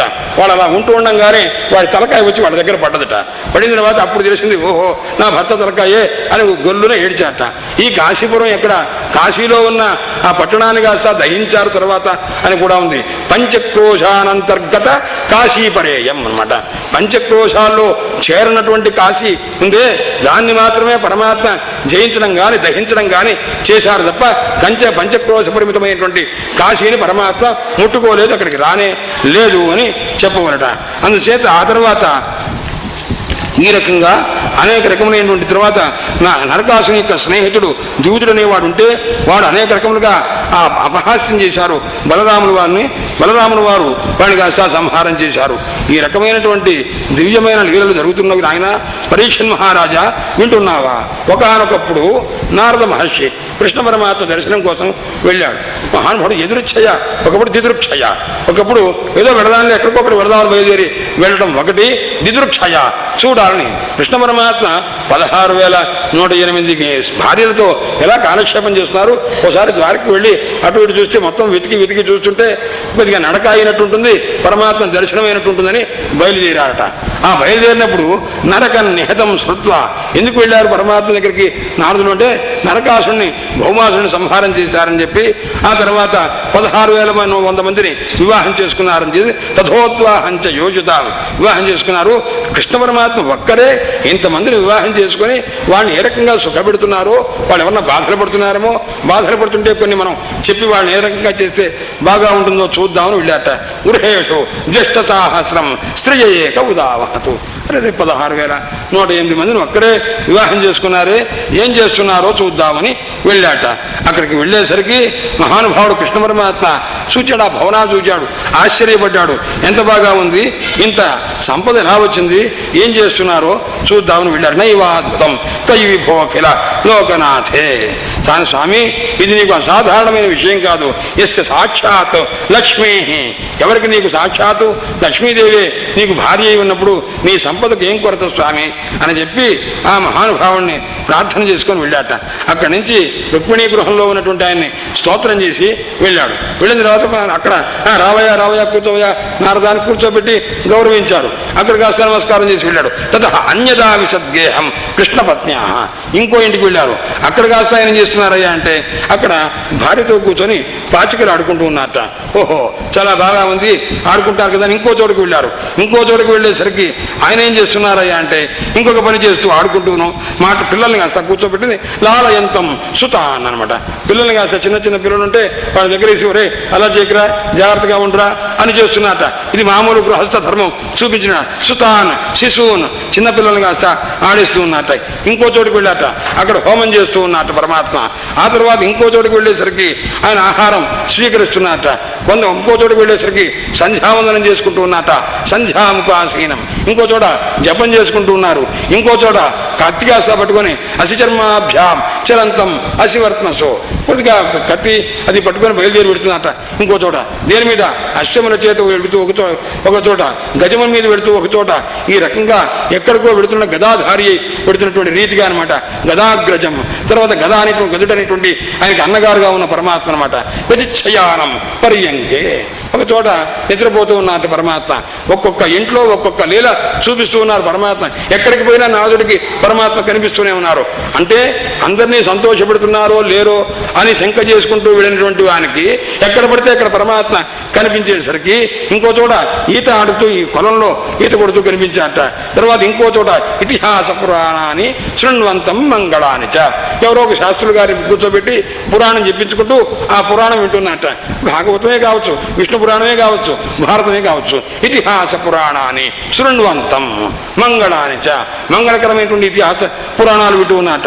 ఇంకో చోట కూర్చొని భార్యతో కూర్చొని బ్రహ్మాండంగా పట్టదానంతా నవ్వుతూ హాస్య కథలు చేస్తున్నట్ట. ఇంకో చోట ధర్మాన్ని చెప్తున్నట్ట, ఎవరో వచ్చి అడుగుతుంటే. ఇంకో చోట ధ్యానం చేసుకుంటున్నారు. ఇంకో చోట వెళ్ళేసరికి తల్లిదండ్రులకు సేవ చేస్తూ కనిపించారట. ఈ రకంగా కొంతమంది తగాదా పడి వచ్చారట. వాళ్ళ కాస్త తగాదా తీరుస్తూ ఆ విగ్రహాన్ని తీర్చి సంధి చేస్తూ ఉన్నారు. ఈ రకంగా పుత్రులు దుహిత్రులు వాళ్ళని కాస్త కొంతమంది ఆ ఆడపిల్లలు వచ్చారట పరమాత్మ దగ్గరికి. ఆయనకి ఆడపిల్లలు కూడా ఉన్నారని దీన్ని బట్టే తెలిసిన. వాస్తవంగా వంశవతంలో మనకు ఎక్కడా కనిపించదు. దుహిత్రుణ ఆడపిల్లలు నాన్నగారు వెళ్ళొస్తామండి అంటే వాళ్ళకి కొద్దిగా ఆభరణాలు అవి ఇవి ఇచ్చి అమ్మ జాగ్రత్తగా అల్లుడు గారితో జాగ్రత్తగా గొడవ పడకుండా ఉండు, కాలక్షేపం చేయి అని పంపిస్తున్నట్ట. ఈ తర్వాత కోడళ్ళు వస్తున్నట్ట. కోడళ్ళు వస్తుంటే వాళ్ళని కాస్త పుత్రాణం దుహిత్రుణాంచ, ఇవన్నీ నీల చేస్తుంటే యజంతం సకలాన్ దేవాను చోట పూజా పురస్కారం చేసుకుంటున్నారు. నాయన ఈ తర్వాత కొన్ని చోట దేవాలయాలు కట్టిస్తున్నారు. తర్వాత పశువున్మేధ్య పరీతం యదుపుంగవై అనేక రకమైనటువంటి రీతిగా కొంచెం చలంతం యోగేశం తత్తద్భావ విభుత్సయ. కొంతమంది ఏమనుకుంటున్నారో ఏమిటో అని రహస్యంగా తెలుసుకుంటూ ఉన్నట్ట. ఈ రకమైనటువంటి పరిస్థితిలో ఉన్న పరమాత్మ యొక్క దివ్యమైన లీలల్ని కాస్త చూచి నారదుడు నవ్వుతూ, స్వామి ఇప్పుడు తెలిసింది, ఏదో మాయా అంటే తెలిసింది, మహామాయ అంటే తెలిసింది, ఇప్పుడు నాకేం తెలిసిందంటే యోగమాయ అంటే తెలిసిందండి అని చెప్పి యోగమాయోదయం వీక్ష మానుషీమీషోగతం విధామ యోగమాయాస్తే దుర్దర్శ అపి మాయినాం. మాయ తెలిసిన వాడికి కూడా చాలా తెలుసుకోవడానికి శక్యం కానిది యోగమాయ. ఎందుకంటే వంశీధర శర్మ రాసిన ఒక కథ నేను ఎప్పుడూ చెప్పే మాట అనమాట. యోగం మాయ అంటే ఏమిటయ్యా అన్నాడు. శాస్త్రంలో చెప్తారు, పరవ్యామోహకరి మాయ. ఇతరులను వ్యామోహపరిస్తే దాన్ని మాయ అంటారు.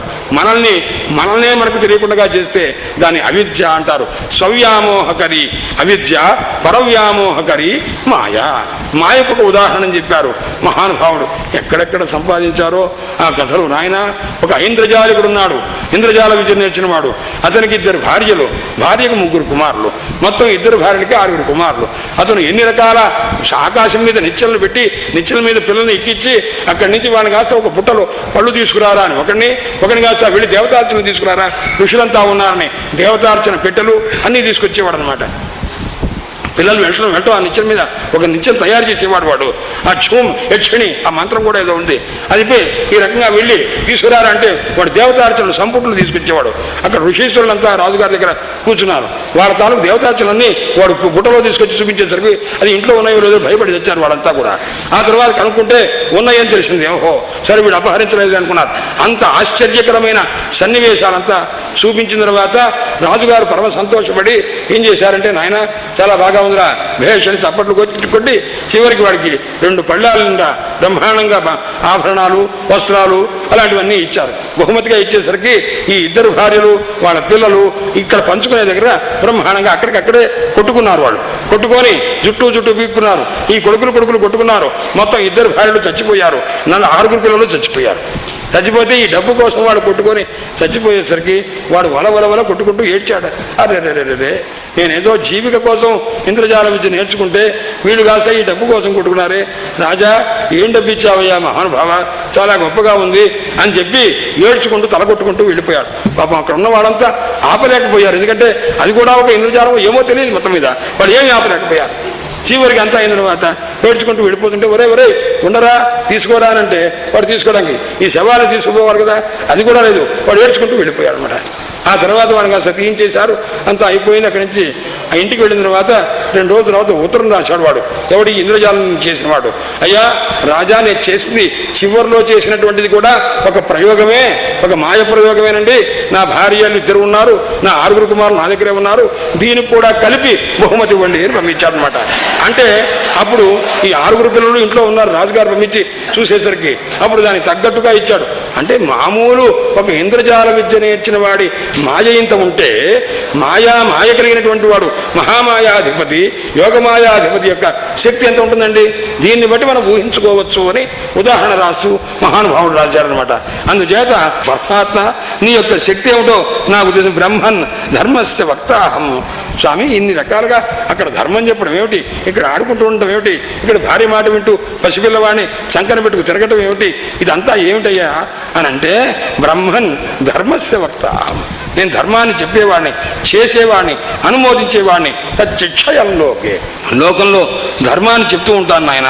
పుత్ర మాఖిద, కాబట్టి దిగులు పడవద్దు అని పరమాత్మ ఆ నారదుల వారిని కాస్త బోధించి మహానుభావుడు వెళ్ళారు. తర్వాత ఈ రకంగా ఇంత లోపల జరాసంధుడు అనేక మందిని కాస్త రాజులందరినీ కాస్త బందీలుగా చేశాడు. ఎవరిని కూడా బయటికి రాకుండా స్వాధీనం చేసుకుంటున్నాడు. సైన్యాన్ని పెంచుకోవడానికి ఇలాంటి పనులు చేస్తున్నారన్న విషయం తెలిసింది. రాజులంతా బద్ధులైన రాజులంతా పరమాత్మకు ఏదో రకంగా సందేశం అందించారు. అయితే ఇప్పుడు జరాసంధుడిని చంపవలన, ధర్మరాజు రాజసూయాగం చేస్తున్నాడు, దానికి వెళ్ళవలన అని ఆలోచనలో పడ్డారు. అప్పుడు ఏం చేశారు, పరమాత్మ ఎక్కడికి వెళ్ళాలో పరమాత్మకు ఇంకొకళ్ళు సలహా చెప్పే స్థితి లేదు. కానీ మంత్రిగా ఉద్ధవుణ్ణి పెట్టుకున్నారు కాబట్టి నాయన ఏం చేస్తే బాగుంటుందయ్యా, నువ్వు చెప్పవలసింది అన్నారు. అనేసరికి స్వామి అలాగే నా అభిప్రాయం అయితేనే దీని నుంచి మాఘకవి ఒక సర్గ మొత్తం కూడా పెట్టేశాడు మహానుభావుడు. అందుచేత కృష్ణ కృష్ణ అప్రమేయాత్మన్ ప్రపన్న భయభంజన భయంత్వాం శరణయ్యామో భవభీతా పృథగ్ధియ. భాగవతం చూస్తే మనకు కష్టం కలిగింది అనుకోండి, ఈ శ్లోకం చదువుకున్నాం అనుకోండి, స్వామి మేము పృథగ్ధియ భేద దృష్టి కలిగినటువంటి మేము పరమాత్మ వయం త్వాం శరణయ్యామ, మేము మిమ్మల్ని శరణు వేడాము. కృష్ణ కృష్ణ అప్రమేయాత్మన్ ప్రపన్న భయభంజన, శరణు వేడిన వాళ్ళ యొక్క భయం పోగొట్టే పరమాత్మ మమ్మల్ని రక్షించవలసింది అని ఆ పరమాత్మని ఈ శ్లోకంతో మనం ధ్యానం చేసుకున్నాం అనుకోండి, సాంసారికి కష్టం పోతుంది. కృష్ణాయ వాసుదేవాయ హరయే పరమాత్మనే ప్రణత క్లేశ నాశాయ గోవిందాయ నమో నమః. క్లేశనాశం చేస్తాడు పరమాత్మ, ఖచ్చితంగా చేస్తాడు. మనం శ్రద్ధగా కనుక చేసి మనం పెట్టవలసింది డబ్బు ఖర్చు పెట్టకల్లా, ఏం ఖర్చు పెట్టకల్లా, కూర్చొని శ్రద్ధగా చదువుకుంటే ఎలాంటి ఆర్తి, ఎలాంటి క్లేశం, ఎలాంటి భయము పోతుంది. మనం కలగలేదు అంటే కారణం ఏంటి? మంగళం చేసినా గ్రంథం సమాప్తి కాలేదండి అన్నారు. ఎందుకయ్యా అన్నాడు. దానికి విఘ్నాలు పోలేదయ్యా అన్నాడు. పోగొట్టదగిన అన్ని మంగళాలు రాయాలి. చిన్న శ్లోకం రాసి ఇంత పుస్తకం రాస్తారంటే ఎట్లా అవుతుంది? అవ్వదు. దానికి తగ్గట్టుగా యక్షానురూపో బలిహి, చిన్న దయ్యానికి ఇంత అన్నం పెట్టు, పెద్ద దయ్యానికి ఇంత అన్నం పెట్టు అని. కాబట్టి నువ్వు చేసే ప్రయత్నం ఎంతదో దానికి తగ్గ రీతిగా నువ్వు చేయవలే. అందుచేత చేసినట్లయితే సాఫల్యం ఏర్పడుతుంది. శ్రద్ధ అనేది ఒకదాన్ని. అందుకోసం మధుసూదన సరస్వతి స్వామి వారు అద్వైత సిద్ధి రాస్తున్నా సరే ఈ పుస్తకాన్ని ఎవరయ్యా ప్రింట్ చేసేవాడు అన్నారు. దాని గురించి కాదండి, నేను డబ్బు ఉన్నవాడినేనండి, డబ్బు తక్కువ ఏం లేదు నాకు అన్నారు. ఎవరు? మధుసూదన సరస్వతి స్వామి వారు. ఏం డబ్బు ఉందయ్యా అని కొన్నారు. శ్రద్ధ ధనేనా, శ్రద్ధ అనే ధనం ఉందయ్యా నాకు. నా పేరేమిటి? మధుసూదనేనా. మధుసూదనుడు అంటారు. ఏం చేశావయ్యా? ఏం డబ్బు దాచుకున్నావయ్యా అన్నాడు. సంగృహ్య శాస్త్ర నిచయం, శాస్త్రం అనే సముదాయాన్ని బాగా సంగ్రహించి సంపాదించుకున్నానండి అన్నాడు. మహానుభావులు చెప్తారు, నాయన కృష్ణ పరమాత్మ తాలూకు పేర్లన్నీ కూడాను విచేయాని, విచార్యాని, విచింత్యాని పునః పునః సంపాదించు. ఎక్కడ భగవన్నామం ఉందో ఆ నామం దాకా చక్కగా రాసుకో. ఏ సందర్భంలో చెప్పారో అది ఏ ఆర్తి పోగొడుతుందో ఆ నామం రాసుకో. విచేయాని పోగు చేసుకో, విచార్యాని ఆ నామం తాలూకు అర్థం తెలుసుకో, విచింత్యాని మరల మరల ఆలోచిస్తుండు, పునః పునః మరల మరల ఆలోచించుకుంటూ ఉండు. ఎలాగా? కృపణస్య ధనానీవ, లోభి అయిన వాడు డబ్బు దాచుకుంటాడు, దాచుకొని వాడు సంపాదించుకొని పెట్టుకుంటాడు. మధ్యలో లెక్కలు రాసుకుంటాడు. చిన్న పుస్తకం పెట్టుకొని ఒక ఆయన రాశాడు, మా ఇంటికి వచ్చి సోడా తాగి తిని 5 పైసలు అయినది, ఇంకోటి చేసి తిని 10 పైసలు అయినది అని బ్రహ్మాండంగా పెట్టుకుని లిస్టు. ఆయన ఏదో రామనామం రాసుకుంటున్నాడేమో అని అనుకుంటుండేవాడు. నేను తీరా చూస్తే ఇదో పెద్ద లిస్ట్ అనమాట. విచేయాని, విచార్యాని, విచింత్యాని పునః పునః కృపణస్య ధనానీవ. ఒక లోభి అయిన వాడు డబ్బును దాచుకుంటాడు, మళ్ళా ఏం చేస్తాడంటే ఎంత ఉంది, ఎంత పూర్తి చేయాలి అనుకుంటాడుగా. విచార్యాని విచారిస్తుంటాడు. ఇంకా ఏం చేస్తుంటాడు? విచింత్యాని ఇంకా ఏ రకంగా దీన్ని పెంచాలి అని ఆలోచిస్తుంటాడు కదా. ఆ రకంగా లోభి డబ్బులను పోగు చేయటం, ఆలోచించడం, అభివృద్ధి కోసం ఎలా చూస్తాడో నాయన భగవంతుని యొక్క నామాన్ని ప్రోగు చేయి. దాని యొక్క అర్థాన్ని ఆలోచించు, దాన్ని నిరంతరం స్మరించు. కృపణస్య ధనానీవ తన్నామాని న సంశయ. స్వామి ఎలాగ చేసుకోవాలయ్యా పరమాత్మ యొక్క భక్తి? నాయన నిషాదో మురారే, నిశాంతే మురారే. ఆయన దినాదో మురారే, నిషాదో మురారే అనే రకంగా పొద్దున్నే నిన్ను అనుకుంటాను స్వామి, రాత్రి ప్రారంభంలో నిన్ను అనుకుంటాను స్వామి, అలాగే దివా మధ్యలో నిన్ను అనుకుంటాను, రాత్రి మధ్యలో నిన్ను అనుకుంటా, దినం యొక్క అంతంలో నిన్ను అనుకుంటా, రాత్రి యొక్క చివరిలో నిన్ను అనుకుంటా. అంటే ఆది మధ్యావసానముల యందు ఈ కాలం 2 రకాలుగా విభాగం చేసుకుంటే పగలు రాత్రి అనుకుంటే, పగలు ప్రారంభంలో, పగలు మధ్యలో, పగలు చివర మొత్తం నిన్నే అనుకుంటాము. రాత్రి ప్రారంభము, రాత్రి మధ్య, రాత్రి అంతము నిన్నే అనుకుంటామండి. ఈ రకమైనటువంటి ధోరణి కలిగి ఉంటారన్నమాట. అందుచేత ఇప్పుడు అనుకుంటున్నారు నాయన ఇలాంటి సందర్భంలో సుధర్మాక్ష జరాసంధుడి దగ్గరికి వెళ్ళటానికి మనందరూ కూడా ప్రార్థన చేస్తున్నారు. రాజులంతా స్వామి మేము చాలా భయపడుతున్నాం, ఇతని వల్ల ఈ మాగధ సమృద్ధ జరాసంధుని చేత బంధింపబడినటువంటి వాళ్ళమే ఉన్నాము. బాబా దర్శన కాంక్షిణ నేను చూడాలనుకుంటున్నాం స్వామి, రక్షించవలసింది అని మాత్రం ప్రార్థన చేశారు. కాబట్టి స్వామి ఇలాంటి స్థితి ఉందని ఇంద్రుడు కూడా చెప్పాడు. అయితే ఇప్పుడు రాజసూయ యాగం మఖేంద్రేణ రాజసూయేన పాండవ యక్ష్యతి. ధర్మరాజు ఈ రకంగా చేయాలనుకుంటున్నాడే రాజసూయ యాగం. ఇప్పుడు అక్కడికి వెళ్ళాలా ఇక్కడికి వెళ్ళాలా అంటే, ముందు ఎక్కడికి వెళ్ళాలంటే నేను చెప్తున్నాను, బయలుదేరండి మనం ముందు రాజసూయ యాగానికి వెళదాం, అక్కడికి వెళితే ఆ పని కూడా అవుతుంది అని అనుకున్నారు. ఇంద్రప్రస్థానికి బయలుదేరారు. యష్టవ్యం రాజసూయేన. రాజసూయ యాగం చేత స్వరాజ్యకాముడైనటువంటి వాడు రాజసూయ యాగం చేయాలి. కాబట్టి అక్కడి నుంచి అర్జునుడిని తీసుకొని, భీముడిని తీసుకొని మహానుభావుడు కృష్ణ పరమాత్మ వెళ్ళారు. వెళ్ళిన తర్వాత అక్కడ పరమాత్మ ఇంద్రప్రస్థానికి వెళ్ళేసరికి ఎలా ఉన్నారా అన్న అర్జునేన పరిష్పక్త. ఒక్కొక్కళ్ళు భీముడు కాస్తా వచ్చి ఆనంద బాష్పాలు పెట్టుకొని మనకు పరమానంద భరితుడయ్యాడు. ధర్మరాజు వచ్చాడు, దోర్భ్యాం పరిష్వజ్య రమామలాలయం. చూడండి కృష్ణ పరమాత్మ యొక్క వక్షస్థలంలో లక్ష్మీదేవి నివసించి ఉన్నదట. అలాంటి పరమాత్మను ఒక్కసారి ఆలింగనం చేసుకుంటే ఆ సుఖము, ఆ లక్ష్మీ అనుగ్రహం కూడా ఉంటుందన్నమాట. అలాంటి స్థితి, అలాంటి రీతిగా భీముడు కానీ వీడంతా చేస్తుంటే అర్జునుడు కాస్త వచ్చి ఆలింగనం చేసుకుంటే యములిద్దరూ కూడా నకుల సహదేవుడు నమస్కారం చేస్తే ఆ రకంగా గౌరవింపబడ్డాడు. అక్కడికి రాగానే ఆయన కాస్త అనేక రకాలుగా ప్రార్థించారు. ద్రౌపది వచ్చింది, వచ్చి రుక్మిణిని కాస్త అర్చించింది. ఆ సమస్తమైనటువంటి అష్టమహిషులందరినీ కూడా గౌరవించారు. ఈ రకమైనటువంటి స్థితిలో అక్కడ దారిలో ఆడవాళ్ళంతా అనుకుంటారు, ఆహాహా పరమాత్మ యొక్క దివ్యమైనటువంటి ఊచు స్త్రియ పతి నిరీక్ష ముకుంద పత్ని. ఏం పరమాత్మ అంటే ఏదో నల్లగా ఉన్నాడని అనుకున్నాం కానీ మహానుభావుని యొక్క ఆ భార్యల యొక్క సౌందర్యం చూడండి అని ఆడవాళ్ళు సామాన్యంగా మగవాళ్ళని ఎక్కువగా చూడరు. ఎవరన్నా కొద్దిగా సుందరంగా ఉంటే వాడిని చూడరు. కానీ ఆడవాళ్ళు సుందరంగా ఉన్నా చూస్తారు, అసుందరంగా ఉన్నా చూస్తుంటారన్నమాట. కానీ ఆ మధురలో మాత్రం కృష్ణ పరమాత్మ యొక్క భక్తులు అంటుండే వాళ్ళు రోజు కూడా కృష్ణ పరమాత్మను చూడరా. వీళ్ళు ఎలా తెలుసు కృష్ణ పరమాత్మ మధురకు రాకముందు కృష్ణ పరమాత్మ సౌందర్యాన్ని తెలుసుకున్నట్ట. ఎవరి వల్ల? పాలమ్ముకునే అమ్మి, పెరుగమ్ముకునే అమ్మి వీళ్ళు వస్తుంటే ఏమిటే మీ ఊళ్ళో విశేషాలు అని అడిగితే, స్వామి అమ్మ ఏం చెప్పమంటారు, తొందరగా తీసుకోండి, మేము కృష్ణ పరమాత్మ చూడాలండి అని అంటుండేవాళ్ళు. అంత బాగుంటాడే అన్నాను. ఎంత బాగుంటాడో మేమేం చెప్తామమ్మా, అది చెప్పడానికి వల్ల కాదనేవాడు. అంటుంటే అంత అందంగా ఉంటాడా అని అనుకొని వీళ్ళు చెప్పంగా గోపికలు చెప్తే, పాలు పెరుగు అమ్ముకునే గోపికలు కృష్ణ పరమాత్మ సౌందర్యం గురించి చెప్తే మధురలో ఉన్నటువంటి ఆడవాళ్ళు కృష్ణ పరమాత్మని నిరంతరం ధ్యానం చేస్తున్నారట. అప్పుడు కొంతమంది అడిగారట, ఎప్పుడున్నా వ్రజభూమికి వెళ్ళావా అన్నారు. వెళ్ళలేదు. కృష్ణ పరమాత్మను చూచావా? చూడలేదు.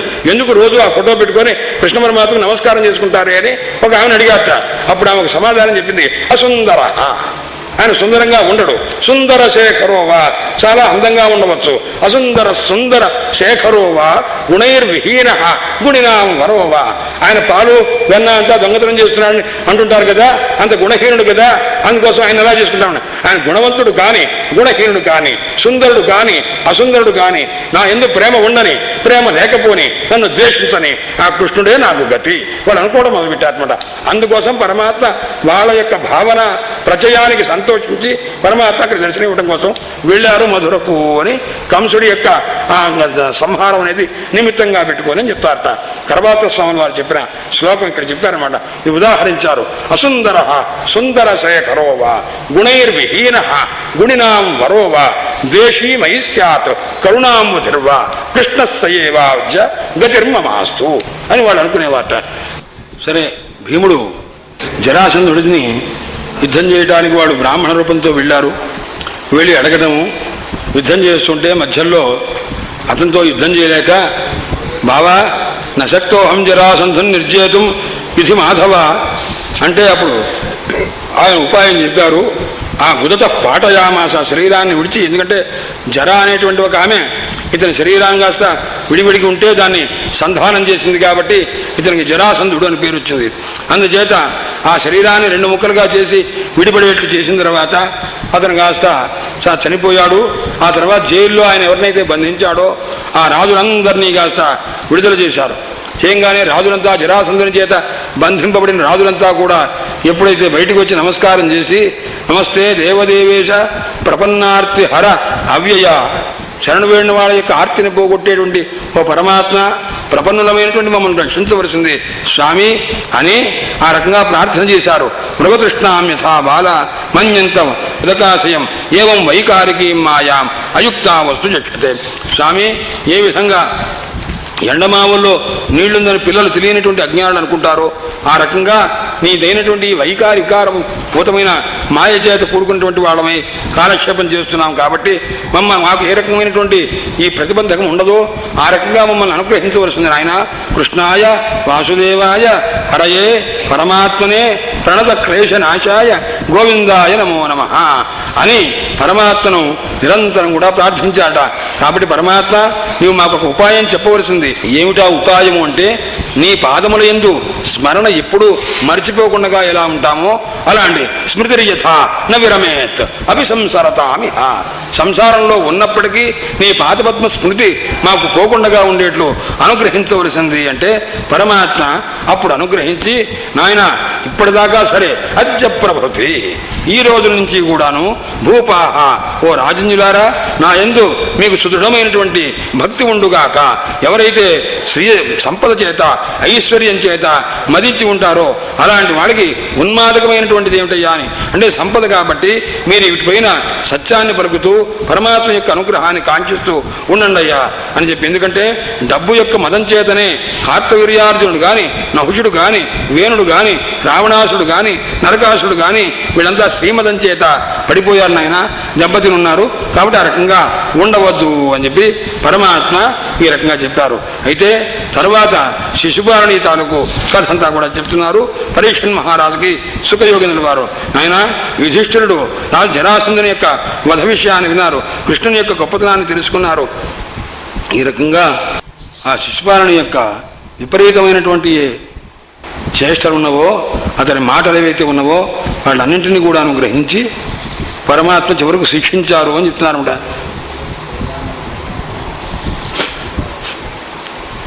తర్వాత జరాసంధుని యొక్క వధ అయిన తర్వాత రాజసూయాగం ప్రారంభం చేశారు. ఆ సందర్భంలో ఒక్కొక్కళ్ళని ధర్మరాజు ఒక్కొక్క దానికి నియమించారట. ఎవరిని భీమసేనుణ్ణి మహానసానికి వంట ఇంటికి అధ్యక్షుడుగా, డబ్బుకి రక్షించడానికి సుయోధనుణ్ణి, సహదేవుణ్ణి పూజ చేయటానికి, నకులుని వస్తువుల్ని సమకూర్చడానికి, పెద్దల్ని సేవించడానికి అర్జునుణ్ణి, కృష్ణుణ్ణి కృష్ణ పరమాత్మను అందరికీ కాళ్ళు కడగటానికి వినియోగించారట. అందుచేత పాదావనేజనే కృష్ణ, వడ్డించడంలో ఎవరయ్యానరు ద్రౌపదిని, దానంలో కర్ణోదానే మహామనాహ. ఇక్కడ ఎవరికి విశేషణాలు లేవు. ఎవరికి ఇచ్చారు? కర్ణోదానే మహామనాహ, గొప్ప మనస్సు కలిగినటువంటి వాడు, ఇవ్వడంలో ఇవ్వచ్చా లేదా ఆలోచించేవాడు కాడు. అందుకోసం ఆయనకు అప్పచెప్పారట. ఆ సందర్భంలో అందరూ ఎవరికి అగ్రపూజ ఇవ్వాలయ్యా? కృష్ణ పరమాత్మకి. మధ్యలో అడ్డుకొని అనవసరమైనటువంటి మాటలు మాట్లాడి కష్టం కలిగించేటువంటి స్థితి కలగజేశాడు ఆ శిశుపాలుడు. శిశుపాలుని కాస్త తర్వాత ఛేదించారు పరమాత్మ అని కూడా చెప్తున్నారు ఇక్కడ. తర్వాత శిశువు దంతవక్తుడు, వధూరథుడు అనేటువంటి వాడిని కూడా సంహారం చేయడం ఇదంతా కూడా జరిగింది. తర్వాత కుచేలోపాఖ్యానం. కృష్ణ పరమాత్మ కథను వింటూ పరీక్షణ్ మహారాజు కృష్ణ పరమాత్మ యొక్క బలరాముల వారి యొక్క దివ్యమైనటువంటి లీలల్ని వర్ణిస్తూ సుఖయోగేంద్రుల వారు చెప్పారు. బలరాముల వారు ఒక సందర్భంలో తీర్థయాత్రలు కూడా చేశారు లోకానుగ్రహార్థం. ఆ తీర్థయాత్రలు చేసినటువంటి విషయాన్ని చెప్పిన తర్వాత పరీక్షణ్ మహారాజు సుఖయోగేంద్రుల వారిని ఒక మాట అడిగారు. స్వామి యతివర్య, భగవంతుడైన కృష్ణ పరమాత్మ ఆయన తాలూకు పరాక్రమములు అనంతమైనటువంటివి, ఏదైనా వినాలని కోరిక ఉన్నదండి. మహేశ్వర్యం పరమాత్మ చూపించింది, ఏదైనా ఉంటే చెప్పవలసింది అన్నాడు. ఎందుకంటే ఇంకా ఇంకా ఏదైనా ఉంటే తెలుసుకోవాలనే కుతూహలం ఉంది. అందుచేత అసకృతు అనేక సార్లు బ్రహ్మన్ ఉత్తమ శ్లోక సత్కథా, పరమాత్మ యొక్క దివ్యమైన కథలు చాలు అని అనిపించట్లేదండి. కృష్ణ పరమాత్మ యొక్క కథలు ఏదైనా ఉంటే చెప్పండి అని. ఎందుకంటే ఎవరైతే కామబాణముల చేత, కోరికలనే బాణముల చేత కొట్టబడి ఉంటాడో అలాంటి వాడికి ఆ కోరికల మీద వ్యామోహం పోయేట్టుగా, పరమాత్మ యందు నిరంతర భక్తి నిలిచేట్లుగా అనుగ్రహించవలే. వాక్ అంటే ఏమిటి అంటే పరమాత్మ యొక్క దివ్యమైన గుణాలని గానం చేసే వాక్కే వాక్కు. కరములంటే పరమాత్మ యొక్క సేవ చేసే చేతులే చేతులు. పరమాత్మ యొక్క స్వరూపాన్ని మననం చేసే మనస్సే మనస్సు. అందుచేత ఏదైతే పరమాత్మ కథలు వింటుందో ఆ చెవులే చెవులు అని. ఆ రకంగా సమస్తమైన పరమాత్మ యొక్క అనుగ్రహ లబ్ధమైన ఈ శరీరావయములన్నీ వాటి వాటి వల్ల కలిగేటువంటి జ్ఞానం కానీ, కలిగేటువంటి ఒక సుఖం కానీ, పరమాత్మ యొక్క అనుగ్రహ లబ్ధమైనది అని తెలుసుకోవలే. అందుచేత పరమాత్మ కథ చెప్పవలసింది ఇంకా ఏదైనా అని అడిగారు. పరీక్షన్ మహారాజు సుఖయోగేంద్రుల వారిని, మా గురువుల్ని ఈ రకంగా అడిగారు నాయన సౌనకాది మహర్షులారా అని సూతుల వారు నైమిషారణ్యంలో కథ చెప్తున్నారు. విష్ణురాతేన సంపృష్టో భగవాన్ బాదరాయణి. సుఖయోగేంద్రుల వారు ఈ మాట అడిగేసరికి ఆయనకి ఒక కథ గుర్తొచ్చింది. కుచేలోపాఖ్యానం గుర్తు రాగానే వాసుదేవే భగవతి నిమగ్న హృదయోబ్రవీత్. శ్రీ మహావిష్ణువు యొక్క దివ్యమైన కృష్ణ పరమాత్మ యొక్క లీలలు గుర్తు తెచ్చుకొని ఆయన కాస్త నిమగ్న హృదయ, పరమాత్మ యందు లగ్నమైనటువంటి మనస్సు కలిగిన వాడైపోయాడు. మాట్లాడటం మానేశాడు, ధ్యానంలో ఉన్నాడు. ఇదే మాట 12వ అధ్యాయం దగ్గర వత్సాపహార ఘట్టం దగ్గర పరమాత్మ యొక్క కథ చెప్పమంటే ఆ బ్రహ్మ దీని దగ్గర ఆ పరమాత్మ యొక్క లీలను గ్రహించి ఆయన కాస్త మర్చిపోయాడు, ఎక్కడున్నాడో కూడా మర్చిపోయాడు. కథ చెప్పడం మానేశారు. బలాత్కారంగా స్మృతికి ఈశ్వరపడ్డాడు. ఏ రకంగా? వేదస్వస్తి చేత, భగవన్నామ సంకీర్తన చేత ఆ సుఖయోగేంద్రుల వారిని ధ్యాన బహిర్ముఖుల్ని చేశారు. అలా చేయవలసింది. ఇది 2వ స్థానం. ప్రథమ స్థానం వత్సాపహార ఘట్టం, నిమగ్న హృదయ. ఇంకా కాపేస్తారన్నమాట. తర్వాత పలికారు కొద్ది సమయం తర్వాత. ఎప్పుడు? భగవన్నామ సంకీర్తన, వేదపారాయణ ఇది అయిన తర్వాత అబ్రవీత్, అప్పుడు పలికాట.